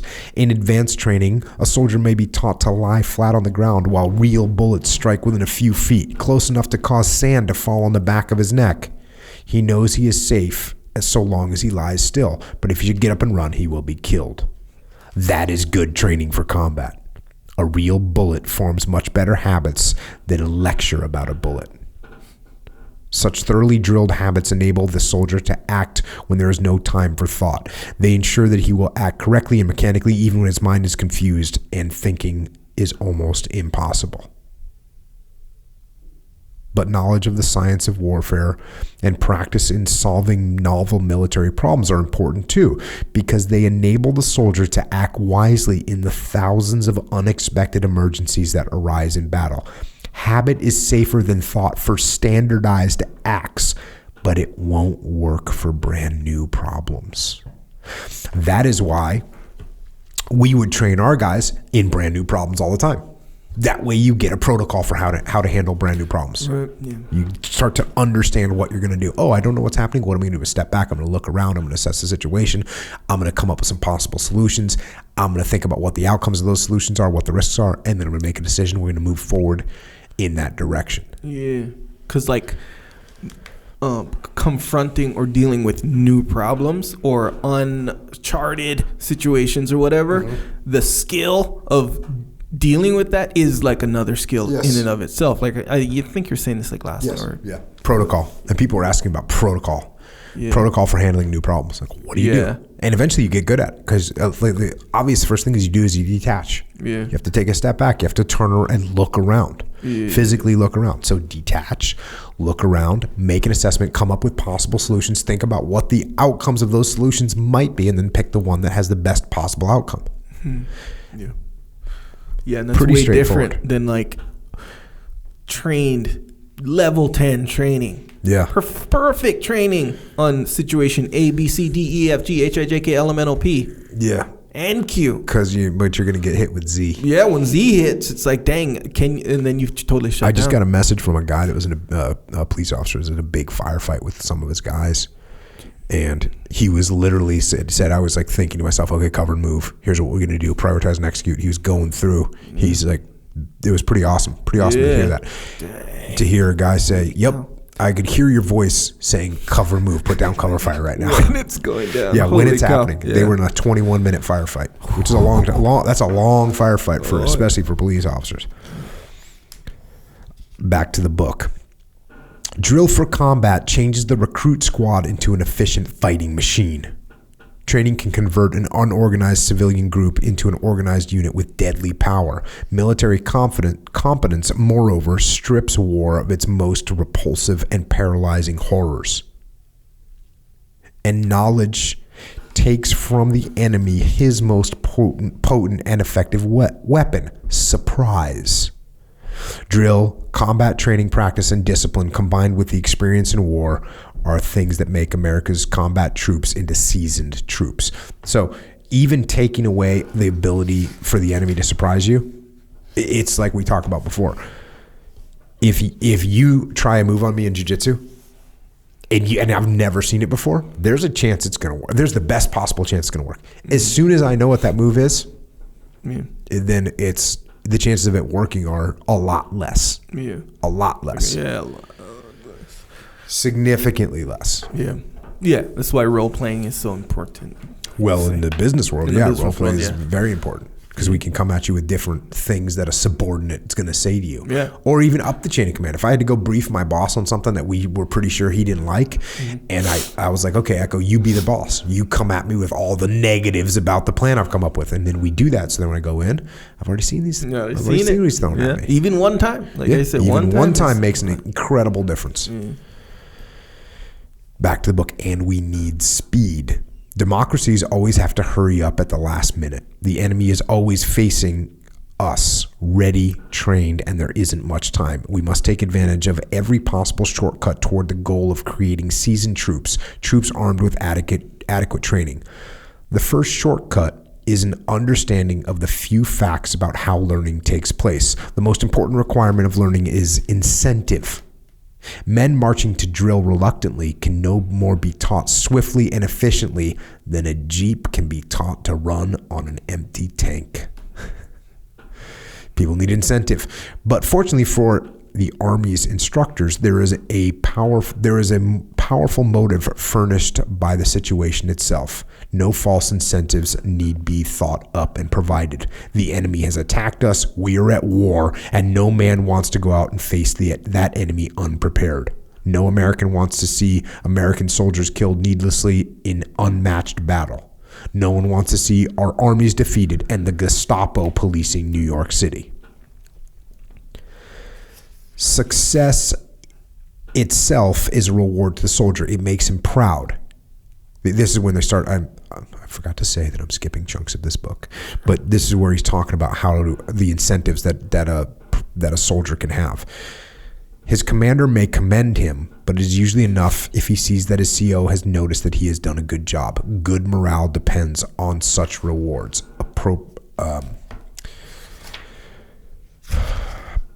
Such awards by his officers and approval from his own comrades. In general, reward is much more effective for learning than is punishment. This is good. Punishment excites resentment and tends to make the soldier anxious not to comply if he can get away with carelessness or disobedience. If you could remember that right there, this podcast is worthwhile. If you remember the fact that as a leader, if you're constantly punishing people, what you're doing is making them resentful, encouraging them to not comply and rebel against you and try and get away with carelessness and disobedience. Think about your kids too, right? Because we do that with the kids. You better do what I told you. And they're trying to skate around you. Yeah. Reward keeps his attention on the business in hand. Punishment tends to shift his attention from the task to his own troubles. The best kind of reward, because it is most effective in learning, is the glow of satisfaction that a man has when he knows he has done something correctly and well. It has clicked. The most effective punishment is the surge of disgust that comes when he knows he's missed the target. That one's always good to have a reminder, because it's natural to with your kids or whatever, when they do something wrong, it's because that'll stick out more in your mind. If they do something right, especially if it's not for the first time, it's like, oh yeah, that's how you're supposed to do it, right, kind of thing. So it doesn't stick out as much in your mind. To commend them. Yeah, like encouragement, reward kind of thing. Like it's more powerful. But then in your mind as kind of the teacher or whatever, when they fail to miss the mark, especially if they do it, like if they're having a hard time with something, like to learn stuff, you got to do it over and over. So then they're having a hard time, I don't know, swimming, potty training, I don't know, whatever. When they don't miss the mark, so it comes with frustration sometimes, can't do that, can't show that kind of thing. But even though it's like the most readily available reaction, when they fail. So to be reminded of it helps, I think. Yeah, it's an important point. Next, this is why the Army has been right to reduce greatly the emphasis on close order drill in recent years. In the light of modern knowledge and in the view of modern conditions of warfare, this drill conflicts with the methods which must be used in battle. So close infantry drill close order drill is when, you see the Marines or Army, they're like handing the rifle back really force and it's like parade type stuff. Yeah. That's what close order drill is, and they used to do more of it, and now he's saying that they do less. Back to the book. In the drill of the early basic training, the whole emphasis on teaching the soldier to respond to spoken commands. When he goes into combat, spoken commands become impossible. The human voice is silent in the din of battle. If commands are given at all, they must be given in the form of a nudge, a kick, or an arm and hand signal. And in drill, the soldier also forms the habit of acting shoulder to shoulder with other men. He comes to rely on being in a group, on doing what the other men do when they do it. Yet in combat, such close order work would be suicidal. Men are then on their own, or in twos or threes. They must keep at a distance from each other, both to do much of their fighting skillfully and to avoid making crowded targets for the enemy's bombs, shells, or bullets. This means that in advanced training, men must learn new habits which conflict some respects of the old. That's not good. The basic rule of learning is this: do it right from the beginning. Because if you form wrong habits, you must unlearn them before you can learn what is right. The rule to follow is never prepare for combat by learning to act on a signal that cannot be given after combat has started. And then it talks about how increase the speed of training. Here's some things to do to increase the speed of training. Number 1, do things right the first time. Number 2, keep constant checks so that you know immediately whether you are doing right or making a mistake. That's a good one. That's why I like shooting steel so much. Have you ever shot steel before? No. As soon as you pull the trigger and the shot goes, you know if you hit it or not. Yeah. And so it's completely gratifying. Yeah. Make no unnecessary motions. If you flourish your hands or putter around with your tools, like it or not, these profitless motions will become habit too. So you want to do everything as clean as you can. Do things in the same order and in the same way. Stick to this rule as far as possible. Avoid unnecessary links in the chains of your learning. This was interesting. I'm not going to read it because it went on about learning Morse code and how you can put these multiple different steps in to learn it, when in fact you could just say that noise means this letter. You don't have to translate it to the little things in your mind or the sounds in your mind, the dit dash dot, the dot dash dash or whatever. You don't need to translate that in your mind. That sound means this letter, and you can get there quickly. Right. Like a language. Well, it is a language, really. Yeah. Like when you're fluent in a language, you don't think in English anymore or whatever. You don't think in yes. Yeah. I've maybe gotten to that a little with a few parts of Espanol when I was in college, but I never carried on a conversation without translating what I was hearing, which is completely lame. Yeah, it's it's clunky for sure, but it's part of the process, I would think. Yeah. Number 6, aim at first for smoothness of performance rather than speed. Number 7, be sure to understand what you are trying to do, what final objective you are aiming at. That's important. People should really, whoever you're training needs to understand what they're trying to do. I found this in early jiu-jitsu. There was a lot of lacking in this, where you didn't understand that getting the underhooks was a thing. You just understood, like, for this particular move, you put your arm here. I didn't understand it was a whole thing. It would have been better to be like, hey, you're always looking for the underhooks. Yeah, makes sense. That's actually what Dean taught me. He totally did teach me that. He is the one that taught me that too. Yeah. And this is when he was a blue belt. Yeah. Interesting. Number 8, learn series of actions rather than single moves. That's good for jiu-jitsu as well. You don't just want to learn one. You want to learn how all those 3, 4, 5 moves tie together and how you set up the counters and how the counter leads to another trap. 9, keep on practicing. 10, overlearn. Number 11, relax. Interestingly enough, tell people to relax and relax harder.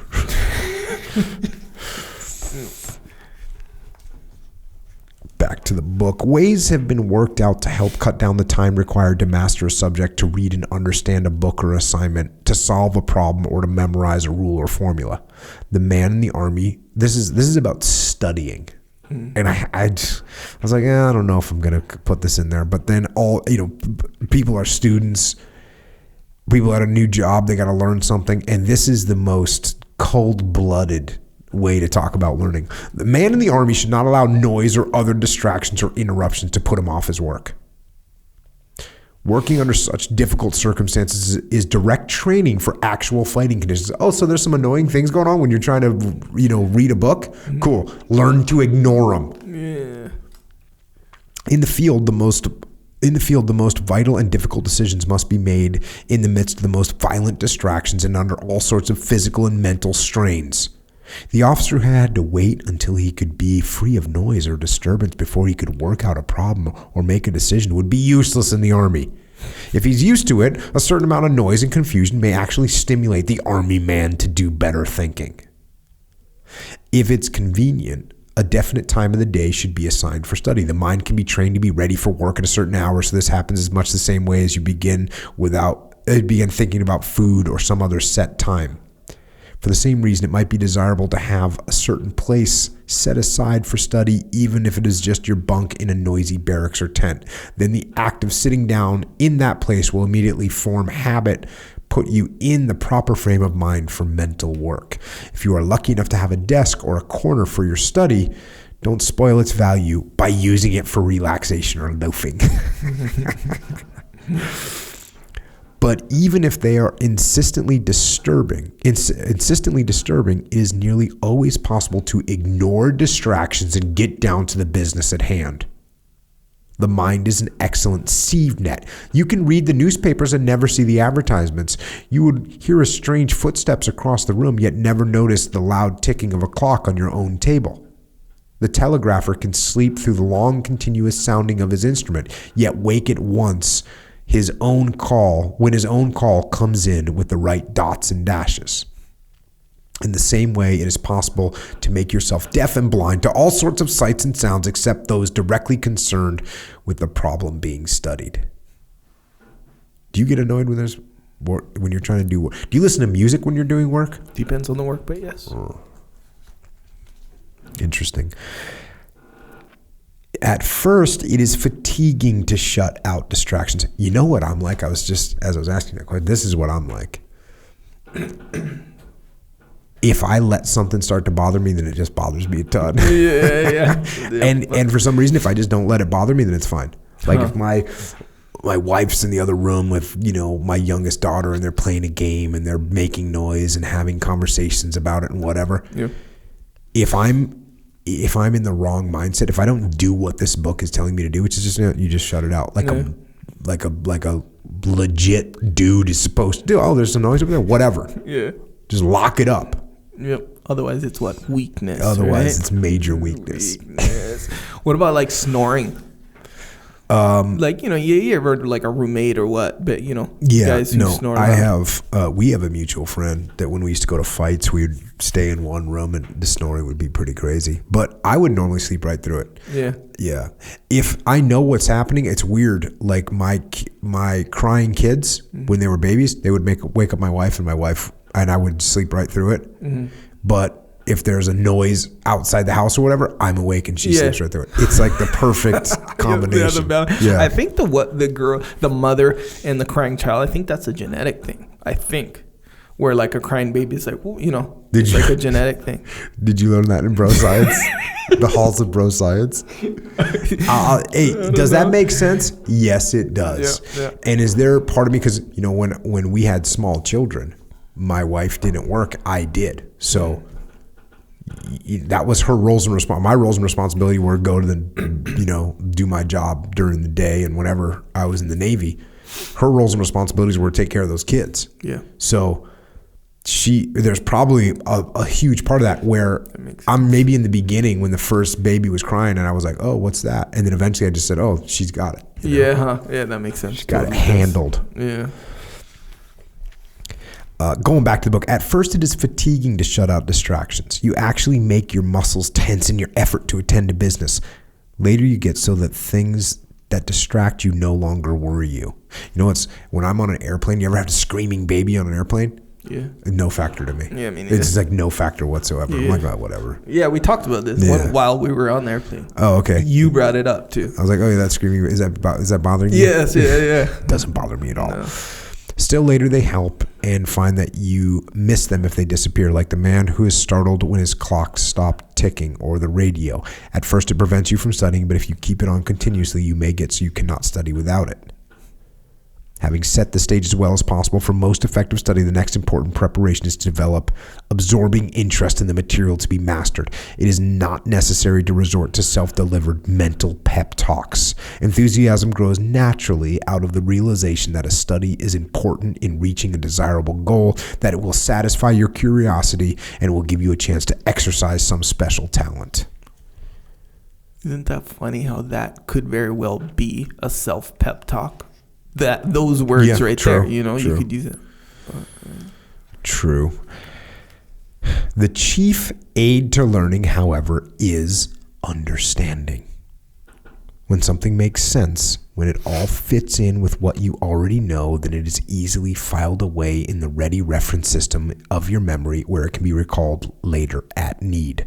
Learning without understanding is hard. You probably learned the multiplication tables that way. Learning with understanding may require no effort at all. So try to understand, see relationships. If chapter 8 depends on chapter 2 and you are uncertain about chapter 2, turn back.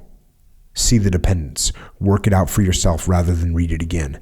If you learn a new scientific fact, see whether you can find instances of it in your own experience. And then when you think you know it, when you think you know what you have studied, say it all over to yourself in your own words.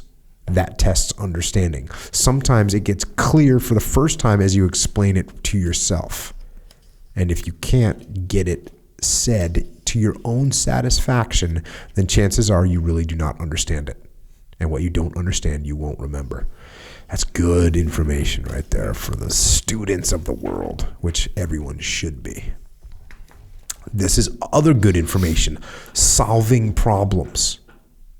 The method of bird's eye view first applies to rapid problems solving as well. Haste too often tempts people to plunge into working out the first part of a problem or the easy parts before the entire problem is clearly in mind. This may result in a false start and needless work. Read the whole problem through first. Use care in setting the problem down. If you are new at this particular sort of problem, don't try to take shortcuts in this. A little extra time used on formulating the problem in your mind or on paper can save a great deal of time in finding the solution. The next step is to rapidly review all possible methods of solving the problem until you find the one that seems right. Then try that. If that fails to work, try another. That's the way you work with a mechanical puzzle. You should use the same method on a technical problem. And this is the same exact thing that I was saying about how to solve like a complex tactical scenario. You take a step back, you look at what the problem is, you make sure you understand the whole problem. You just don't say, oh, we're getting shot at from over there, we're going to change everything and focus on that, because you're getting flanked. Yeah. Or you're getting some recon by fire over there. So you take a step back, you analyze the situation, you make sure you understand it to the best of your possible ability, and then you start saying, okay, what are my options? Once you figure out what your options are, you quickly assess what would the results of those options be, what's the upside, what's the downside, and then you pick one of them and you go. It's so funny, that exact thing, not as complex, but that exact thing played itself out in my life very recently. So I got a trampoline, right? You know, one of those big ones for your kids. And you got to put it together. Yeah. And someone didn't look at the whole instructions. Well, I do this thing where that they said, I forget how it said it, the words they use in the book right there that you just said. But basically, I looked at it. I didn't understand the whole thing. I didn't read the whole instruction. I looked at it. I was like, oh, I understand. Yep. I see the problem I'm dealing with here. So I did it. And how'd that work out for you? Bro, 3 separate times I went, you know how like at a certain point you got to make sure you got to do something? Yeah. It's like that kind. So I had to make sure that the springs were aligned in a certain way for a reason that's going to come up later. Yeah, that you didn't know. So I'm like, sure, I get it. I'm smart. I put on all the whole thing, everything. Took like an hour, just over an hour to do it. So I keep going. Now it's time to put up like the little barriers so your kids don't fly off the trampoline. But the springs are not aligned with the hooks there, so I can't put up the barriers. Yeah, that's a bummer, isn't it? It's a freaking bummer. Yeah. And it happened again with another thing later. Actually, it happened 4 times, but the 4th thing was just the little basketball hoop.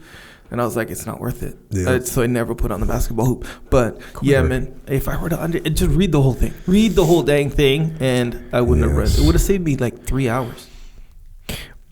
Back to the book. When you are stumped, it may be because you have taken the wrong approach to the problem. It's easy to get into a rut in thinking. It is hard to shake yourself loose from one point of view and see a completely new one.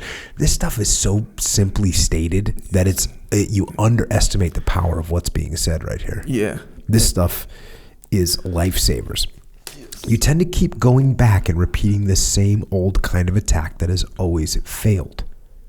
It's like feeling in the same. It's like feeling in the same pocket 6 times when you've lost your cigarettes and cannot find them. Especially is it hard to try new methods when you are tired or nervous over your failure to get the right answer. At such times, it is best to close your book and work on something else, or to do something outdoors with fresh air, or even if you can afford the time, take a nap. When you come back to your problem, the new approach may come to you in a flash, and from then on, the work may go quickly and smoothly. Yeah.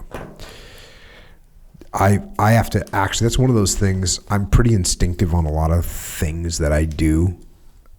in terms of things that I talk about and the way I actually apply them in my life, I'm pretty good at most of them. Most of them, I don't have to consciously, I can kind of look back and go, oh yeah, I see what I did. And I'm pretty stoked on it.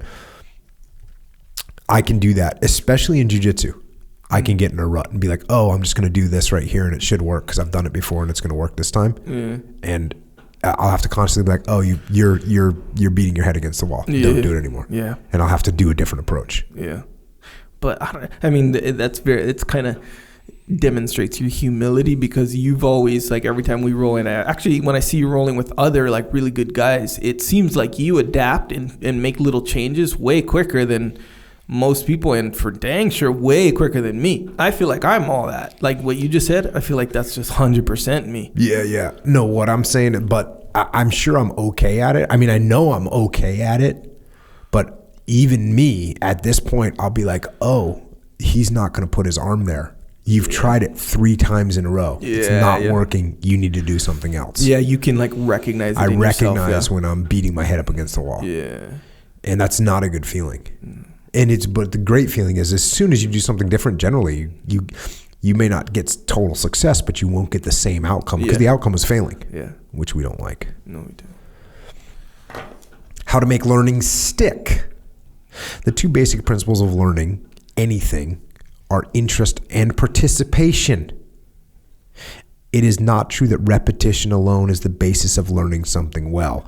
A man who repeats an act again and again with his mind only half of what he is with his mind only half on what he is doing may indeed learn it, but he will learn it neither quickly nor well. Fortunately, doing a thing and practicing it usually reinforce a man's interest, so that there is really only one important principle, interest, at the bottom of learning.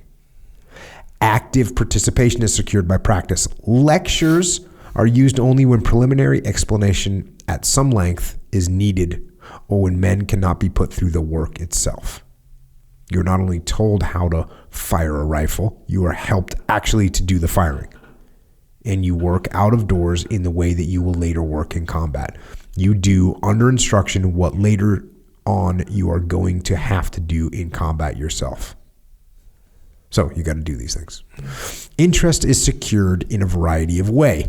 Number 1, the personality of the instructor is important. It should be a dynamic and forceful person who appreciates the fact that learning takes time and that some men are slower than others. He must stimulate his men to want to learn. 2, instruction must finally become individual. There must be close contact between some instructor and every soldier. 3, the relation of the learning to the problems of combat must always be stressed. 4, although non-essentials are omitted in Army teaching, it is important that the soldier should understand the basic principles of what he is doing. If he is learning how to use a machine, then he should know how the machine works. Critical. And number 5, the soldier must also have full knowledge of the purpose of what he learns, of why he needs to know it.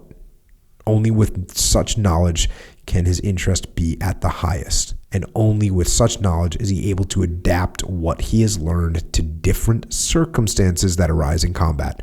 So he's got to know why. And it also says here that all Army commanders are leaders and teachers. So if you're a leader, you are a teacher. Talking a little bit here about efficiency in training. The simplest kind of learning is to learn by trial and error, but this isn't the most efficient way. It wastes too much time, and so the Army never uses it except in solving original problems where one method after another may be tried, or at least imagined. So trial and error is never the best. Here's a good one. In battle, a leader can give orders, but only brief ones, sometimes by signal. The soldier receiving such an order must also see the battle situation right around him in deciding how to best carry out that order. Next, how to speed up training. Will to learn. A soldier's common sense tells him that he must learn how to fight before he meets the enemy. Number 2, interest. Number 3, discipline. Soldiers are trained to realize the serious importance of the things they are taught, how much these things will mean in combat later on. Number 4, individual instruction. Number 5, experience of success. Army instructors try their best to see that each man does a thing right the first time, even by holding his hand and putting it through the correct movements if necessary. Number 6, elimination of non-essentials. You're only supposed to be learning things that you actually need to know. Number 7, all-around attack. Every possible way of reaching the soldier's student mind is utilized. And then this instruction is immediately put to use in action on the job. Soldiers learn by doing so. As far as possible, instruction is kept practical and concrete. If an instructor puts too much emphasis on training men in the particular details of doing a job, the soldier fails to get a clear understanding of the result aimed at it. Although in training men in many different Army jobs, adequate attention must be paid to the detailed steps to be taken to reach the final objective. The aim itself must also be made entirely clear to the soldier. This is cool. When I train little kids in jiu-jitsu, I'll be like, you just got to get around their legs. Yeah.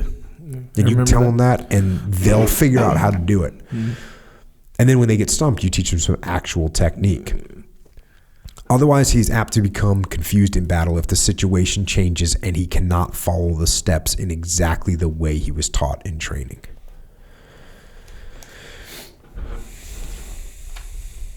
Efficiency in the Army. Every ounce of the soldier's energy should be concentrated on the defeat of the enemy. Whenever he wastes his strength on any sort of activity that does not contribute to that one end, it is in effect a casualty. Nowhere is efficiency more important than in combat. There, every man must work at the very peak of his powers. His eyes must see better than the enemy's eyes. His ears must hear better. He must think better. On this, victory depends. Weariness, tired hands, or eyes, or nervous system, anything that reduces the soldier's efficiency at a critical moment in combat may cost him his life. It may cost the Army a position and advance a battle. The enemy usually refuses to recognize the end of a workday. Nature often provides the only lighting. Bomb holes ensure ventilation.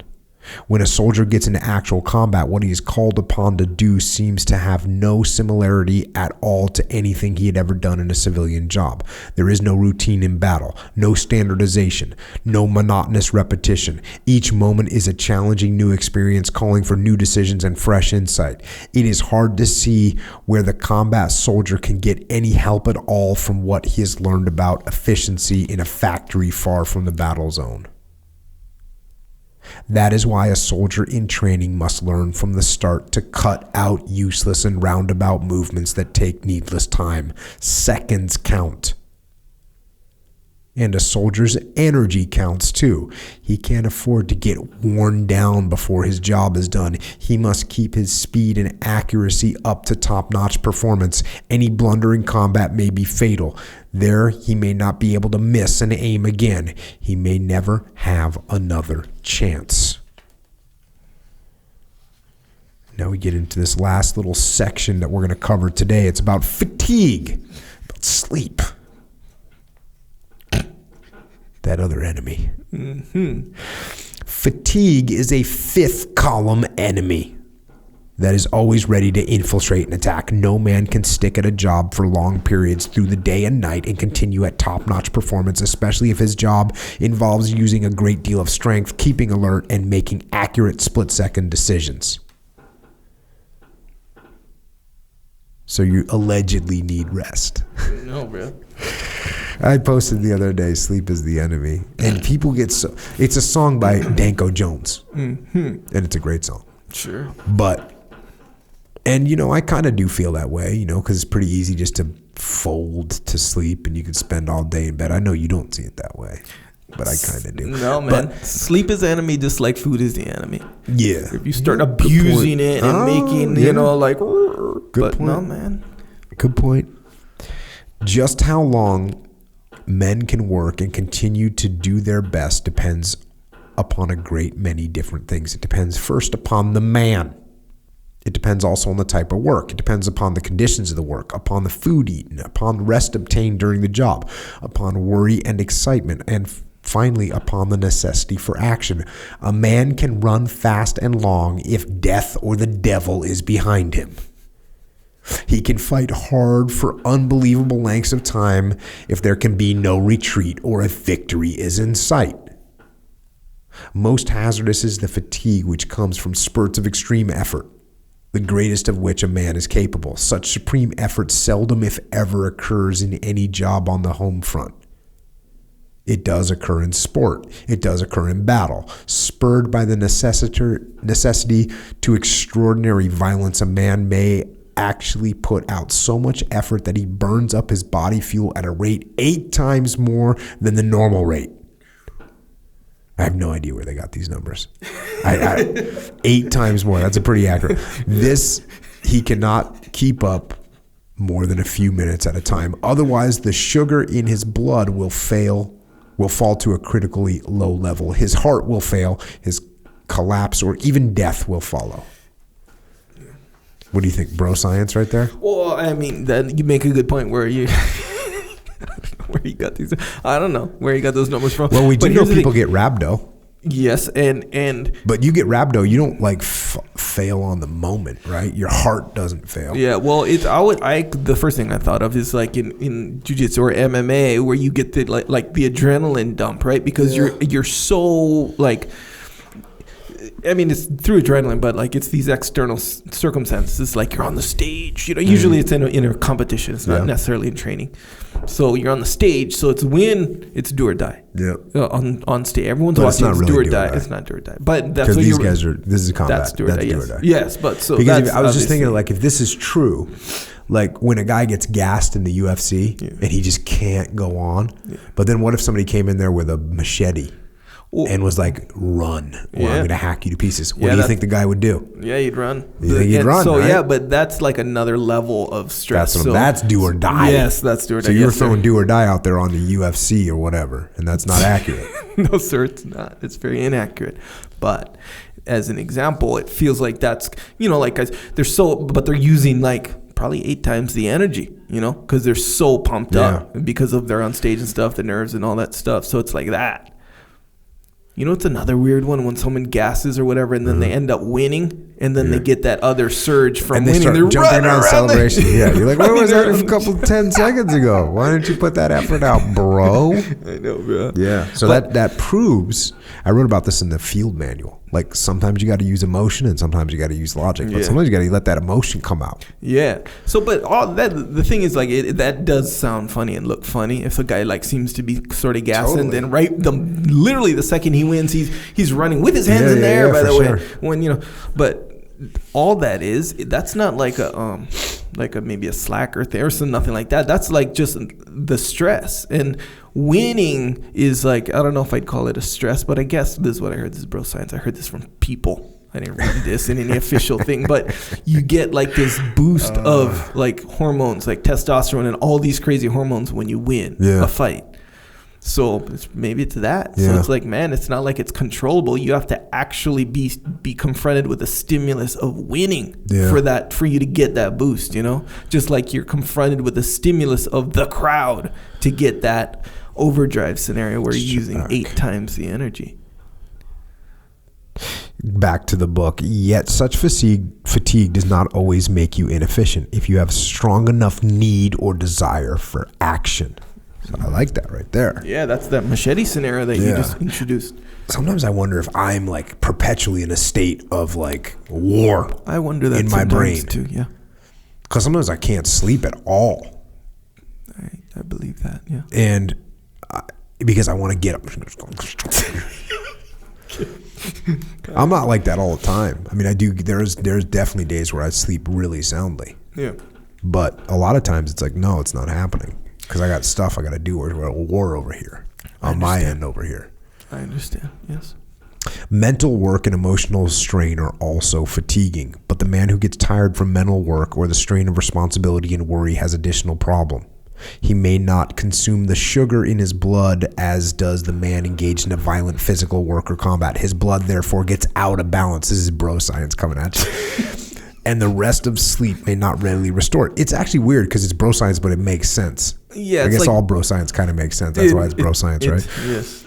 It is good for the man who has been under this sort of strain to get some sort of physical exercise. A swift game of tennis, a long walk, or a turn at chopping wood. A second effect of fatigue is the tired feeling. I think that's funny. Sure. This is nature's natural protection against over-fatigue. When a man feels tired, it becomes increasingly difficult for him to go on with his job.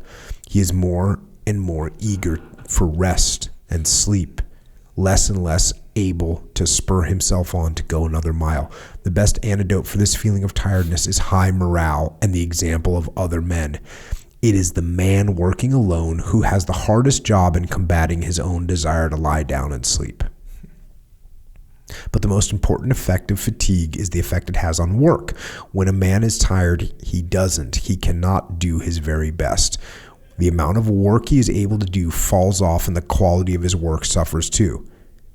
He does not see it as well, does not hear as well, nor is he so alert. His movements may become clumsy and bungling. Loss in efficiency, strange as it may seem, is not always related to feelings of fatigue.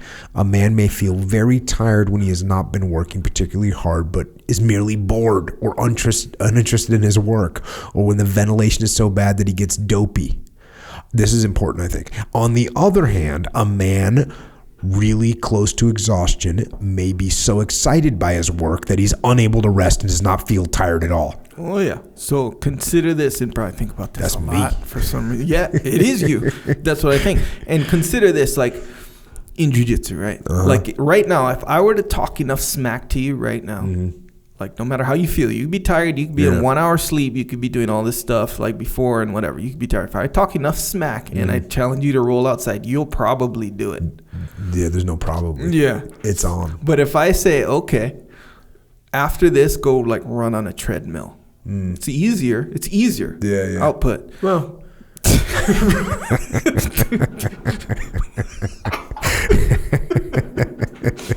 I guess I kind of walked into that. Anyway. That was kind of easy. Anyway, it's debatably easier to run on a treadmill. But man, have you ever run on a treadmill? Like has that ever been part of your... I've run on a treadmill probably 10 times in my whole life. Yeah. So, and I used to get into the treadmill, but man, when that boredom hits you, bro, you're like, I can't run one more step on this damn thing, even though I could easily go train right now with like a bunch of good guys, Yeah. So it's like, it's that exact thing. When you get bored, like just the littlest bit of fatigue is going to jam you up big time. Yeah. But even if you're really fatigued and you're doing something fun, bro, you'll go. Yeah. Oh yeah, for sure. That's why jiu-jitsu is such good exercise, because it's fun. So true.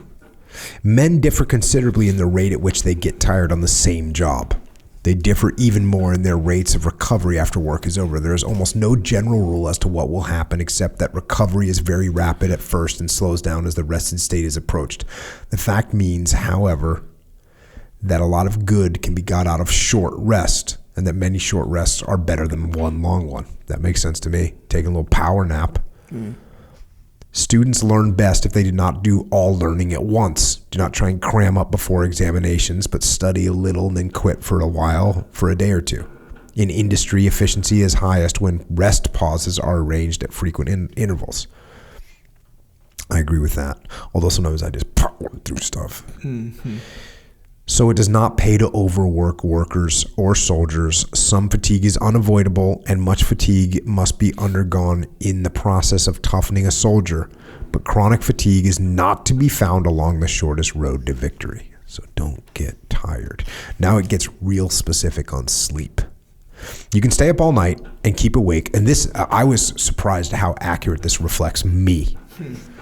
I think you'll find it accurate as well. You can stay up all night and keep awake provided you are active, provided you keep using some muscles, at least the speaking muscles. You can march all night, play poker all night, fight all night, and talk all night.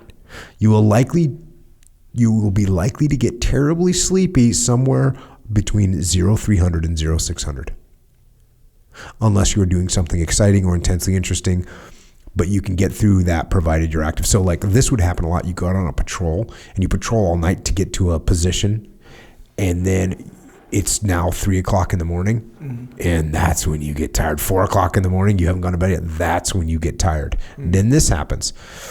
To actually continue on. That does not mean, however, that you can read or study all night using few muscles other than those of your eyes. If you have to study all night, you may need to read out loud or stand up to read. By the time, because basically, and that's totally true, right? If you have work to do and you're up working, it's fine. But if you're going to read this book in the next 10 hours and you're falling asleep. Yeah, and that's one of the reasons why if you like, let's say you have a normal scheduled job like a 9 to 5, and then you want to work out or go jiu-jitsu or something after work, don't go home. Because when you go home, you sit down on the couch for a second, or even if you just like, just talk to your wife or whatever, it's like, rather than going home straight to the gym and you're going. That might be the best advice you've ever given. Thanks, seriously. Like if you want to train, don't go home. Go to the gym. That's very good advice. Then it goes on and it says by breakfast time you will be getting less sleepy. This is totally true. If you stay up and once the sun's coming up, you can get through the next day pretty well. You may feel tired, especially if you've been awake, especially if you've been marching or walking to keep awake. You won't feel fresh. You'll feel uncomfortable, but other people will not notice anything wrong with you unless you sit down to relax with nothing important or interesting to do. Then very likely you'll doze off. If you have a job that requires accurate movements or accurate thinking, you'll probably make no more mistakes than you usually do. So that's saying, hey, if you stay up for 24 hours, you'll still be good to go. Whole next day. Which I know you've done this at the muster or close to it, right? Where you've done like an hour sleep, 2 hours sleep. But yeah, I've done it before. Maybe for one day. Yeah. And like second day, you kind of hit the rag reel early. Yeah, big time, yeah.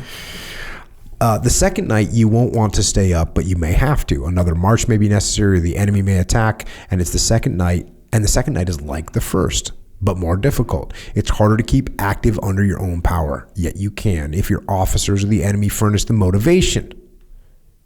You don't want to keep your mind on any topic very long. Your thoughts and ideas will trail off into irrelevancies. If you can possibly get a chance to relax, you will, and then you'll go to sleep.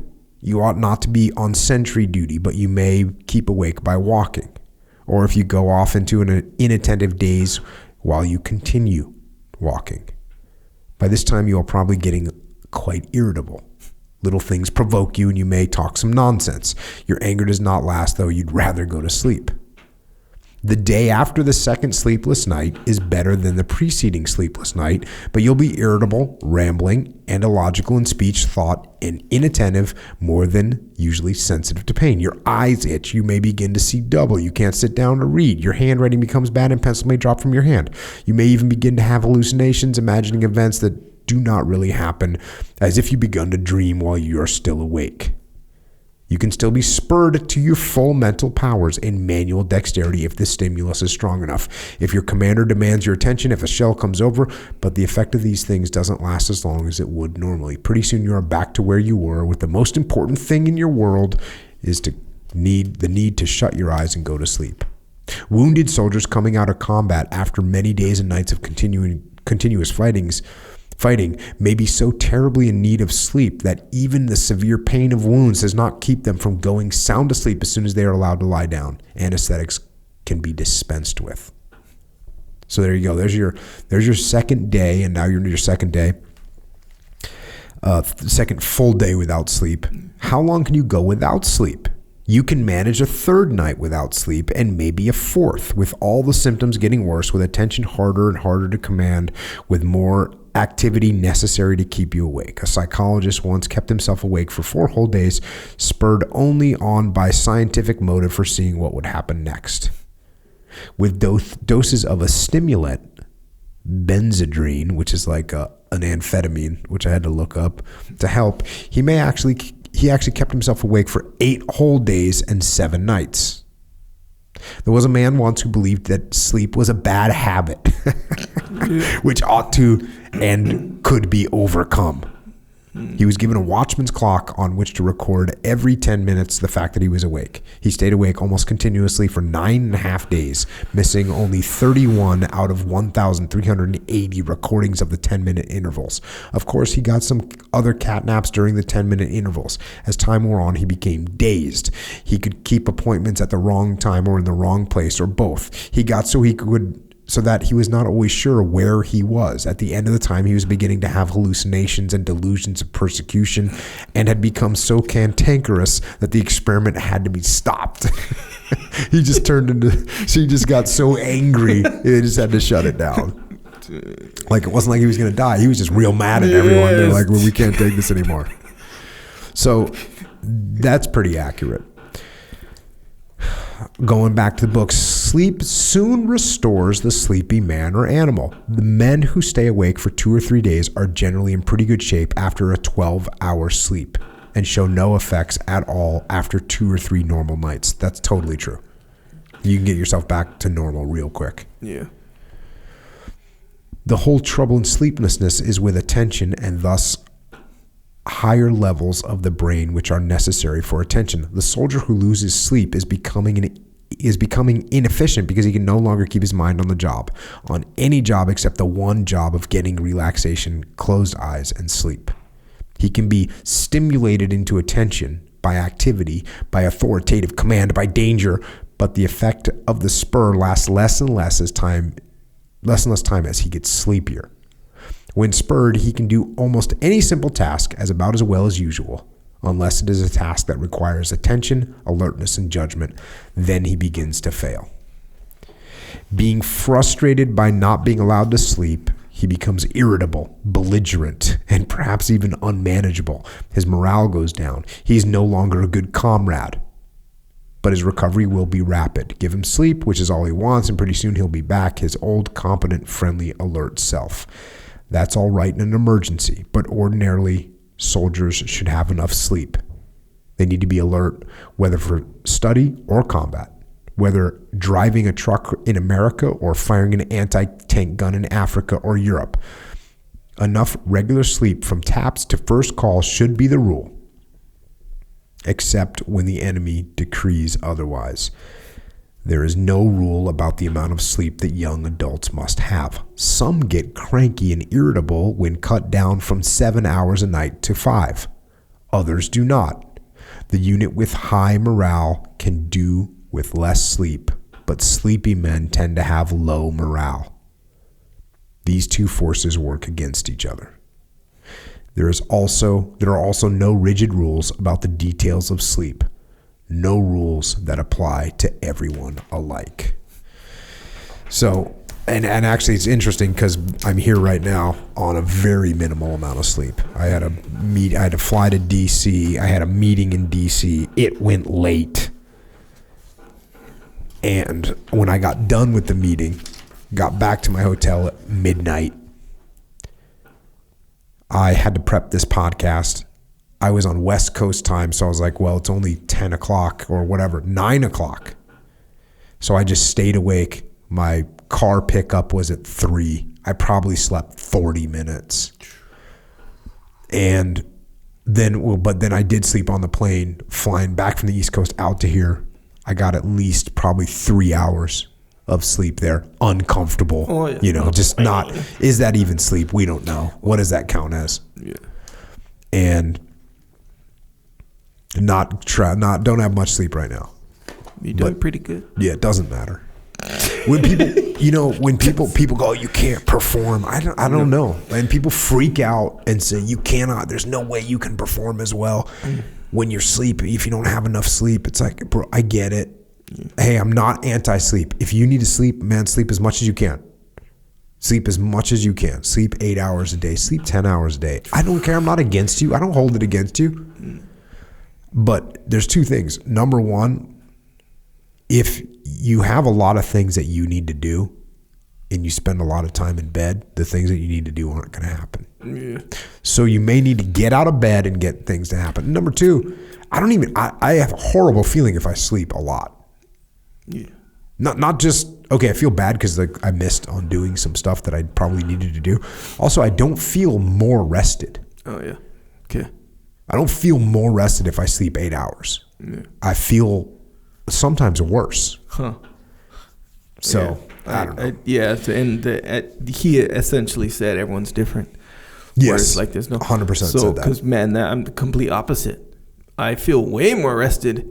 Even 7 hours, I'm good. 6 hours I'm fine. 6 hours, 2 days in a row, I'm not. Yeah. That's when those symptoms start to creep in.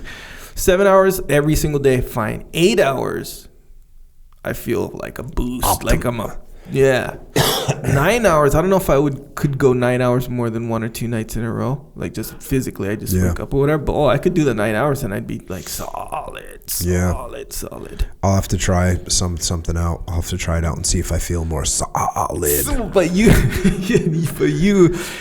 know how like you said, people say, hey, you there's no way you can perform at your highest if you're like sleep deprived or whatever. Yeah. I would imagine, just like how how they say in here that everyone's different, like your optimum versus your suboptimum might be like super small, where you feel little teeny tiny effects, but your output or the results of your output or whatever are pretty similar. They're almost pretty much unnoticeable, even though technically you could have done a little bit better with more sleep kind of thing. Yeah. But, just like, and then opposed to me where, man, I go 5 hours of sleep. The difference between 6 hours of sleep and 5 hours of sleep for me is like, I feel like a completely different person. No kidding. Like there's one time, it was like, I remember because I was talking to Leif. So it was the time when Leif was in town. I got like hardly any hours of sleep. Mm. And I remember talking to him and thinking, bro, Leif thinks I'm stupid right now. Just because I didn't even really make sense. Yeah. I mean, I don't know if he noticed it, but I noticed it. But then, if I got like 6 or 7 or whatever, it's cool. Well, for everyone that freaks out, I'm not saying don't sleep. Sleep a bunch. Sleep all you want. That's fine. You don't sound very confident, or you don't sound very like. Well, it's probably because I don't. Because you only got 3 hours of sleep. That's why. Yeah. You're irritable. Right now. I think it's because I get that you should sleep, but I think people take advantage of it real quick. That makes sense. They start just getting into the, well, hey, I'm just gonna sleep all the time. It's like when someone says dark chocolate's good for you.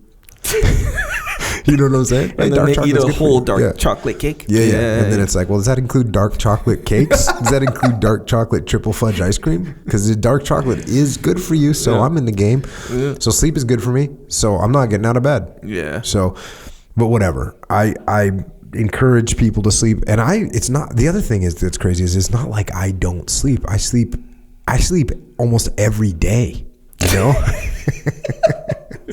You know what I mean? Well, that's good. Like almost every day I sleep. No, I sleep just about every day. I go to bed at 10, 10:30, 11, 11:30, somewhere in there. Mm-hmm. I wake up at 4:30, maybe 4:20, maybe 4:32, but that's a lot of sleep. That's between 5 and 6 hours. Yeah, every day. Yeah, I mean, I guess for your standard, but so people freaking out. Yeah. So no reason. Well, for people who are sleep deprived and they do have differences, which vary.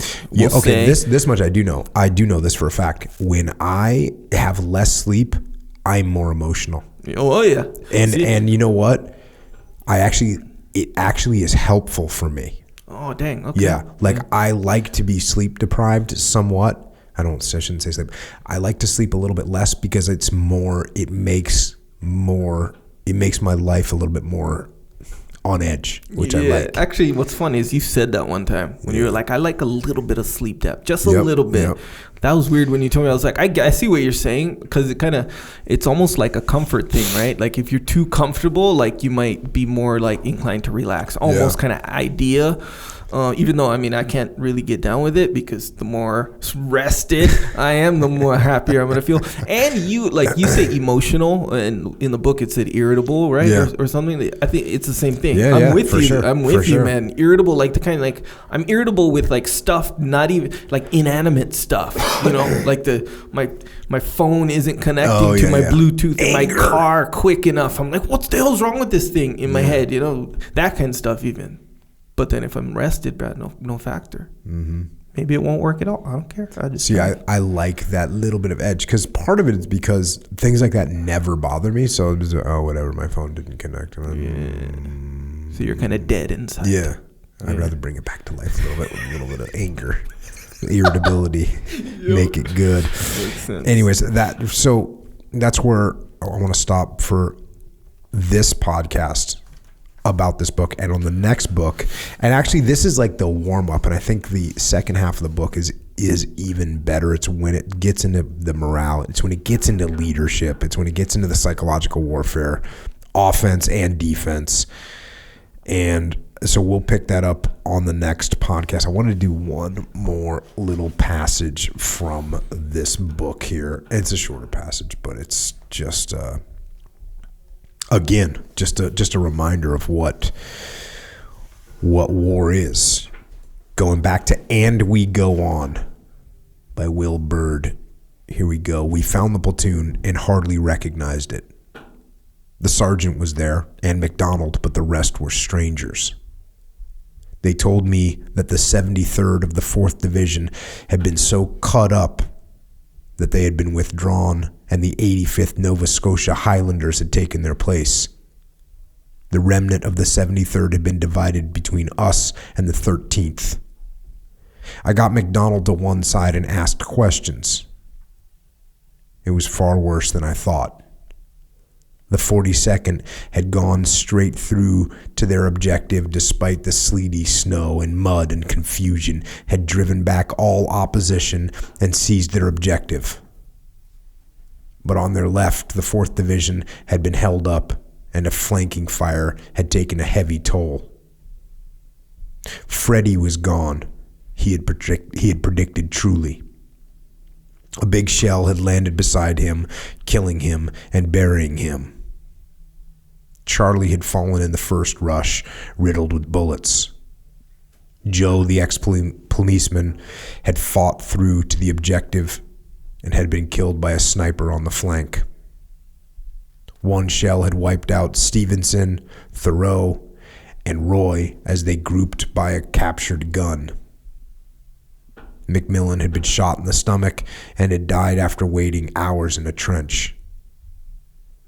Billy, the complainer, had fallen as he had charged a machine gun, keeping on until he was almost within reach of the gunners. Little Gilroy had been killed, and Westcott, Smaley, had been wounded. Huggy, the sergeant, had been defied and had been wounded at the same time and had been taken away together. Big Herman was missing. They located his body a month later. That morning he had shaken hands with Freddie, said goodbye to him, and then when he had got going, had run amok. He was found almost at the bottom of the ridge near a battery position with 8 dead Germans about him, 4 of them killed by bayonet. In the other platoons, besides Tommy, Slim and Joe had survived, and Ira and Sam, and Big Glenn, and Eddie, and Mickey, and Jerry.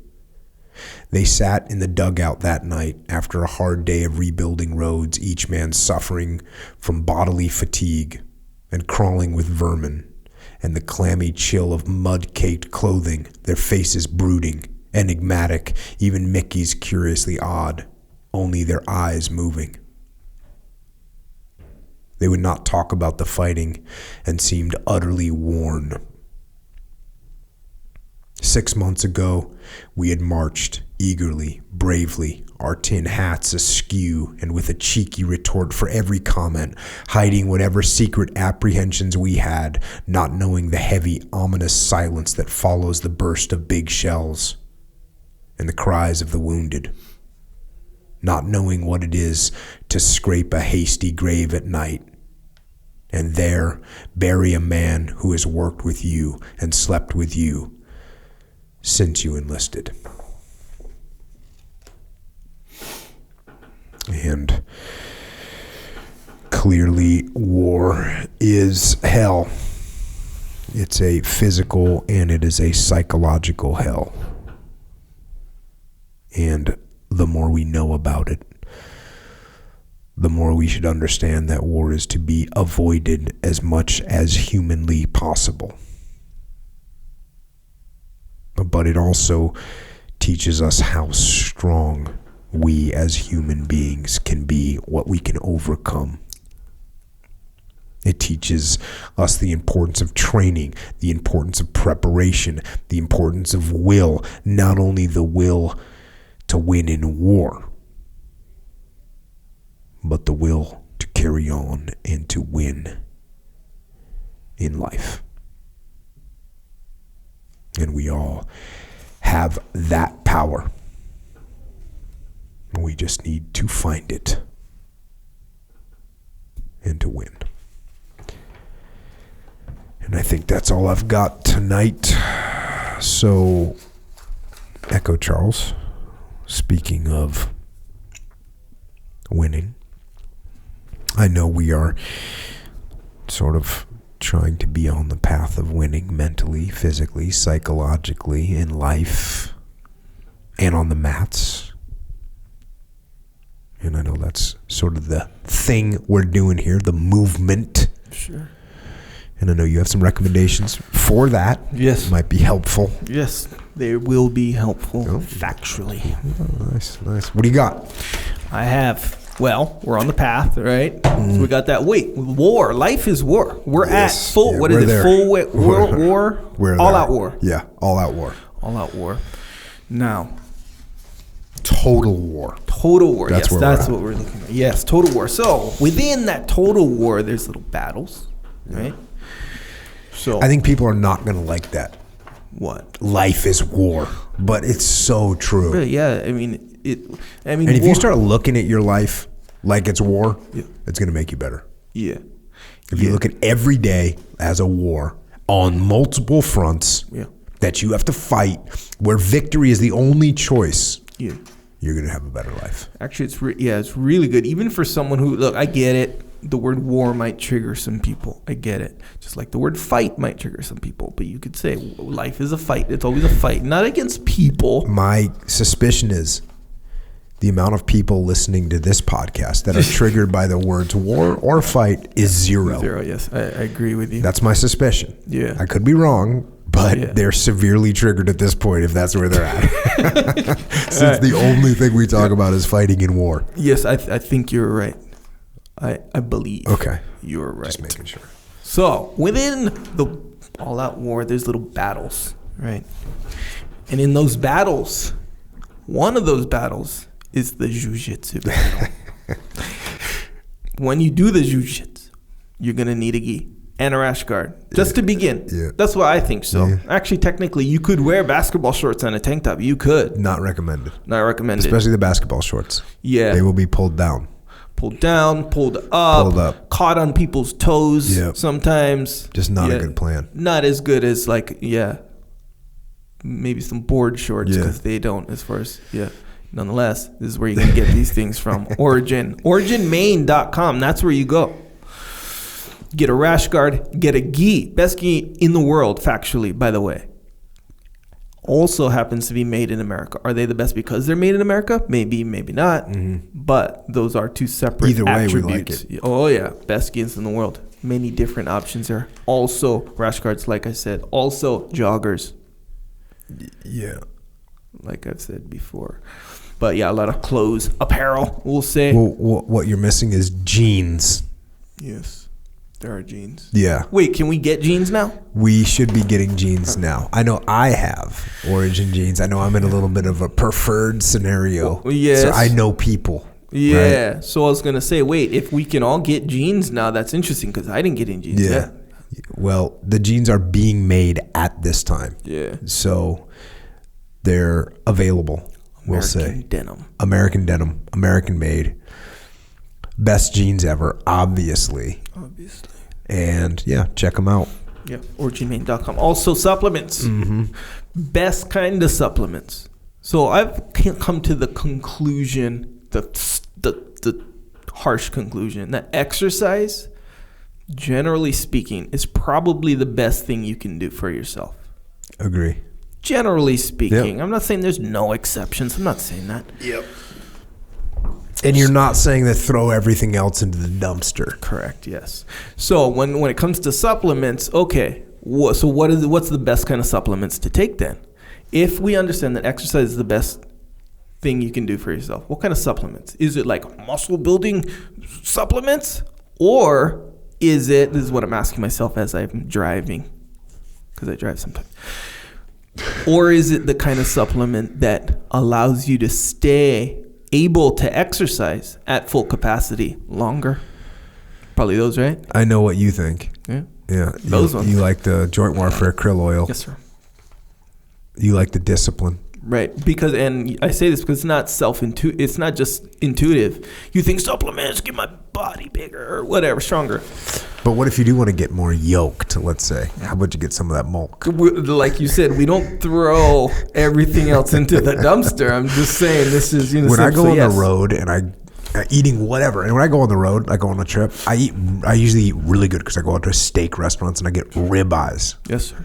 And no matter what, when I come home, I want to have milk. Yeah, I want to have that mint chocolate chip milk. Because it's like a dessert. It is a dessert. It is a dessert. Without the guilt.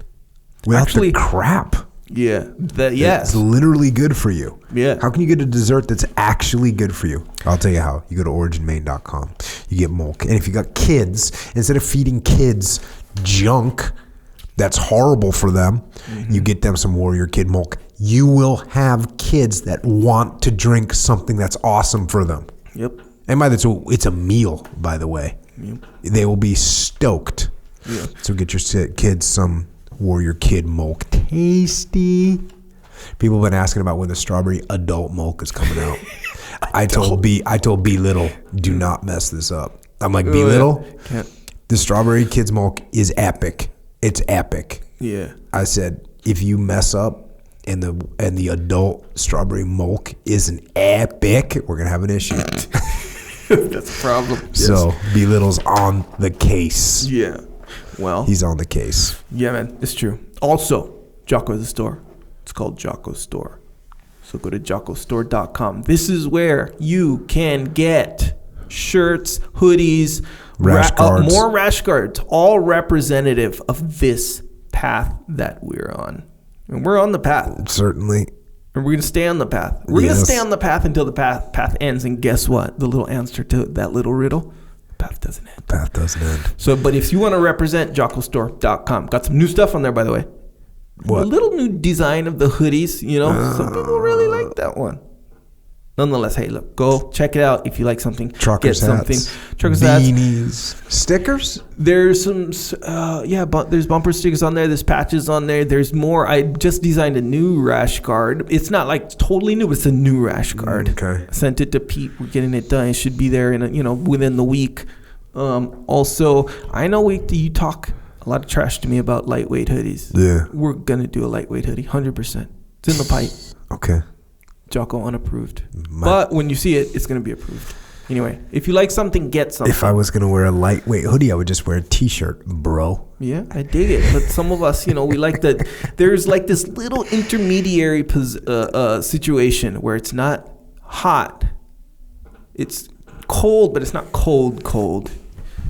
Like when the wind sort of blows consistently and you're like, it's only by the grace of decentralized command that this is happening. Yes. Because despite what you're saying to me, yes, a medium or whatever you said, a lightweight hoodie makes no logical sense to me as a human. Well, that's one of the many differences between me and you. And I think that there are a lot of people out there who support me on this decision, which is why. We will track and see if anyone buys lightweight hoodies. Going to the numbers. Okay, I understand. Yeah. Also, there's women's stuff on there. We will present them to the people. Yeah.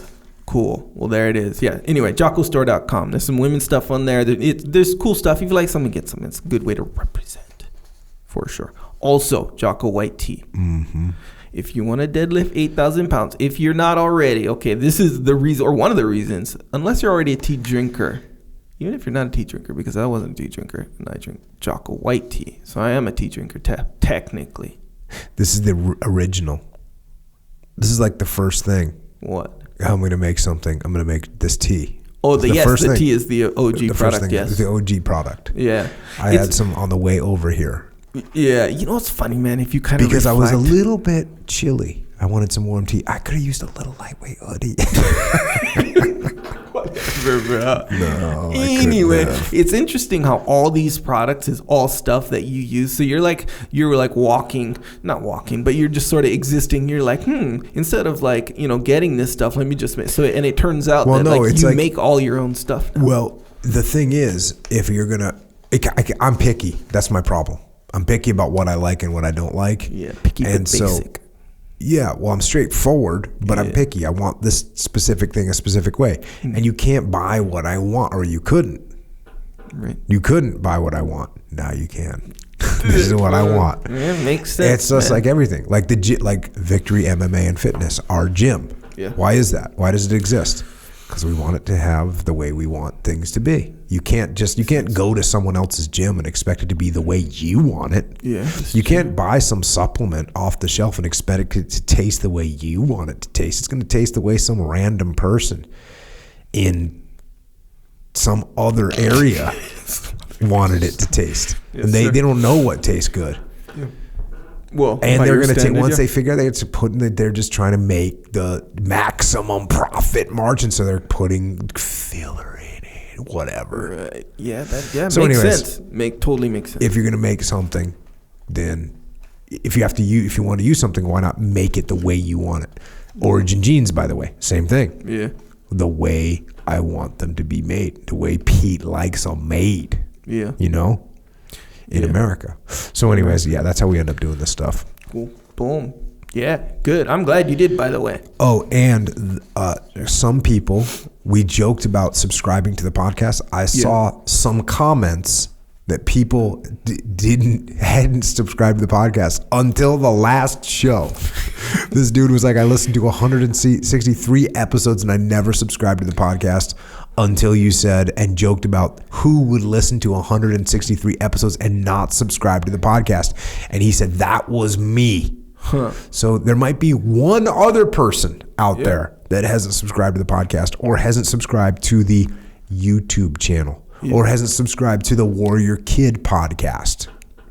So if you haven't subscribed to those things, do so. Wait, what do you mean you stand corrected? You're the one that always says like there might be someone that's, and I didn't believe you. I don't know if I'd ever say it for subscribing, but it was, yes. No, I always said or feel that it seems obvious like to subscribe, but subscribe. And I always thought that was dumb. Yeah. And I thought to myself, who could listen to this podcast over and over again and not subscribe to it? But that rubbed off on me and I started to feel that way. In fact, because right now I'm trying to search my feelings and I do feel that way. Like, why are you telling people to subscribe? So we don't need to say this anymore. But now what I'm saying is we got reports back from the field of people that didn't subscribe yet. 162 podcasts deep. Huh. And now we're 164 podcasts deep. If you haven't subscribed to the podcast, subscribe to the podcast. If you check out the YouTube channel, by the way, the YouTube channel, Echo's videos are on there. He's real proud of them. What are you talking about? He's real proud of them. He puts little things exploding. Some people think it's too much. Well, I'm not Some people think it's too much. Argue with that one. Sometimes they're right in there. It's a dichotomy. You got to balance the dichotomy. No effects, too many effects. Yeah, well, there's varying levels of appropriateness with effects, we'll say. So at some point, I want you to purposely make a video that's completely, you take whatever I've said on this podcast that's over the top anyways, and then just make the most over the top video. That is a good idea. I remember one time I said, don't sleep, eat steak, train hurt or something like that. That's what the video should be. It should be about that. Just guys with broken legs crawling out on the mat with a steak hanging out of their mouth with, like that kind of thing. Over the top. Everything exploding. Fire. Because a lot of times your explosions don't have fire. A lot of times they're just smoke and more like smoke and dust. Yeah. You keep it dark. Yeah, they're less explosions, more just like various levels of destruction. That's what it's going for. So check that out. Check out the Warrior Kid soap at IrishOaksRanch.com. Young Aiden making Warrior Kid soap. check out Psychological Warfare. Little tidbits of information to help you overcome momentary weakness. I'll tell you how to do it. It's not real complicated, but it is effective. Yep. Check. Amazon Music, that's where you can get it. Yes. And iTunes. Wherever you buy MP3s, that's what's called Psychological Warfare. It's a good one. Very much so. Also, you want to subscribe to the Warrior Kid podcast. I said that. I'm glad you're emphasizing it, though. Well, yeah, I thought you didn't say that. Okay. I think I missed it. Emphasize. Nonetheless, yeah, it's a good one. That's a good one for you and the kids, both of you guys, because they're good lessons, but they're super basic, just like this, like this book, man. Very much so. Also, onit.com, go there /Jocko, onit.com/Jocko. This is where you can get kettlebells, add to your home gym. Add to your capability. Rings, add to that capability. I just got some, the Stormtrooper one, Star Wars. Straight up, huh? Bruh, don't hate on that, bruh. They're dope. Nonetheless, a lot of good stuff on there, good fitness stuff. When you think of Stormtroopers, do you actually think of like badass? Yeah. Okay. No. Because I always think of them as just things that get shot all the time. Yes, and that is true. That is true. But are they humans? Yeah, they're people. They're troopers. Actually, I think they're clones of people. So that's why they're just fodder. They just get killed by laser beams all the time. In the movie, yes. But when you see a Stormtrooper kettlebell, it's pretty cool. Okay. And there's a Darth Vader one, too. There's an Iron Man one. And there's the Boba Fett guy. Or Jango Fett. Or both of them. I don't know. They wear the same helmet. So, nonetheless. Are they related? One is where the clone came from, if I'm not mistaken. I don't know. I might have got my Star Wars mythology mixed up. But nonetheless, they are kettlebells now. On it makes them, and they're dope. A lot of cool stuff on there. onit.com/Jocko. We got Mikey and the Dragons book. That's available right now for every kid that you know. Get a Mikey and the Dragons. Way of the Warrior Kid and Way of the Warrior Kid 2, Mark's Mission. Those are books to show your kid how to be on the path. And now we have coming Warrior Kid 3, which now has a subtitle. And the subtitle is Where There's a Will. So he has to dig deep in this book. He learns a little bit about digging deep. He also learns a little bit about humility. He learns about ego for the first time. His ego starts getting involved. So check out those books. I will let you know when Warrior Kid 3 is available for pre-order, which we're going to be a little bit more efficient this time when we do pre-order, so we don't get into the Mikey and the Dragon situation where people have to wait a little extra time to get the book when it comes out. So book 3, I'll let you know when that's ready. The field manual, Discipline Equals Freedom field manual, available right now. I was with a buddy of mine that's in the finance world and has, one of those, I guess it'd be a stereotypical office of the finance, the investment bankers. You know what I'm talking about? Everything's all clean and white, New York City type thing. Oh, yeah, sure. And he showed me a picture in there as you walk in this beautiful, clean office entryway. It's not even an office, it's like a thing. A foyer. Yeah, one of those. And there's a white table. And it's a big white table. It's probably 8 by 8. Yeah. There's one book by itself, the field manual. And he says his front office girl the other day said everyone that comes in looks at that book and says, "What is this? Where did this come from? Where did you get this?" Every single person makes a comment. So that's the field manual, Discipline Equals Freedom field manual. Get it for anyone that needs a little help being on the path. Yeah. And you know who needs help being on the path? Everybody. Extreme Ownership, first book I wrote with my brother Leif Babin, Leadership Lessons from the Battlefield. And then we wrote The Dichotomy of Leadership, which gives some guidance on how to be more balanced as a leader. Because if you get out of balance as a leader and you go extreme in one direction or the other in a multitude of various dichotomies, you will rip your team apart, which is not good. So Dichotomy of Leadership, get that one.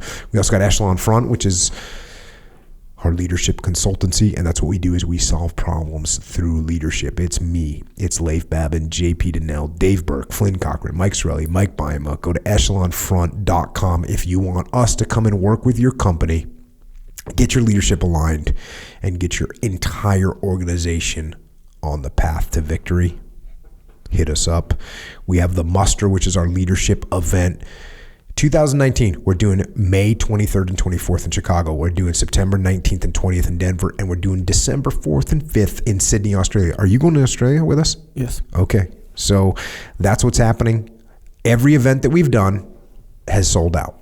And when I say sold out, I mean where personal friends of mine are saying, hey, it's a little late, but can you I just need 3 seats, for me and my girlfriend and my buddy, we're going to go. And I'm like, actually, no, I can't. There's no more seats, and the fire code will not allow any more human beings in there. So these all are going to sell out. There'll be no alibis. Well, in the military, it's called safe rounds or alibis, meaning I got an extra round. Hey, just one more. No, that's not going to happen. Gotcha. Yeah. So, and don't get mad if that does happen. Oh, Jocko, no. Can't help you. Yes. We have to talk to the fire marshal.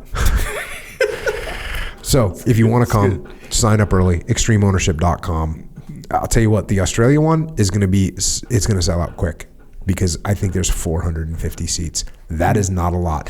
When I did a book signing up in Brisbane, Australia, Brisbane, there was a ton of people there that flew to Brisbane to hang out for 5 minutes, get a book signed. So that one in Sydney is going to be sold out quick. So jump on there if you want to come down. If you're a trooper in the game, come to the Muster, ExtremeOwnership.com. EF Online, now active.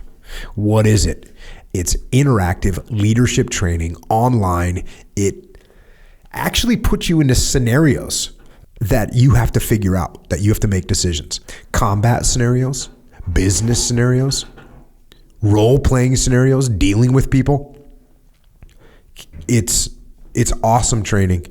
It will really ingrain the principles of extreme ownership, the laws of combat, the dichotomy of leadership. It'll ingrain them into you. It'll make you a better leader. That is efonline.com.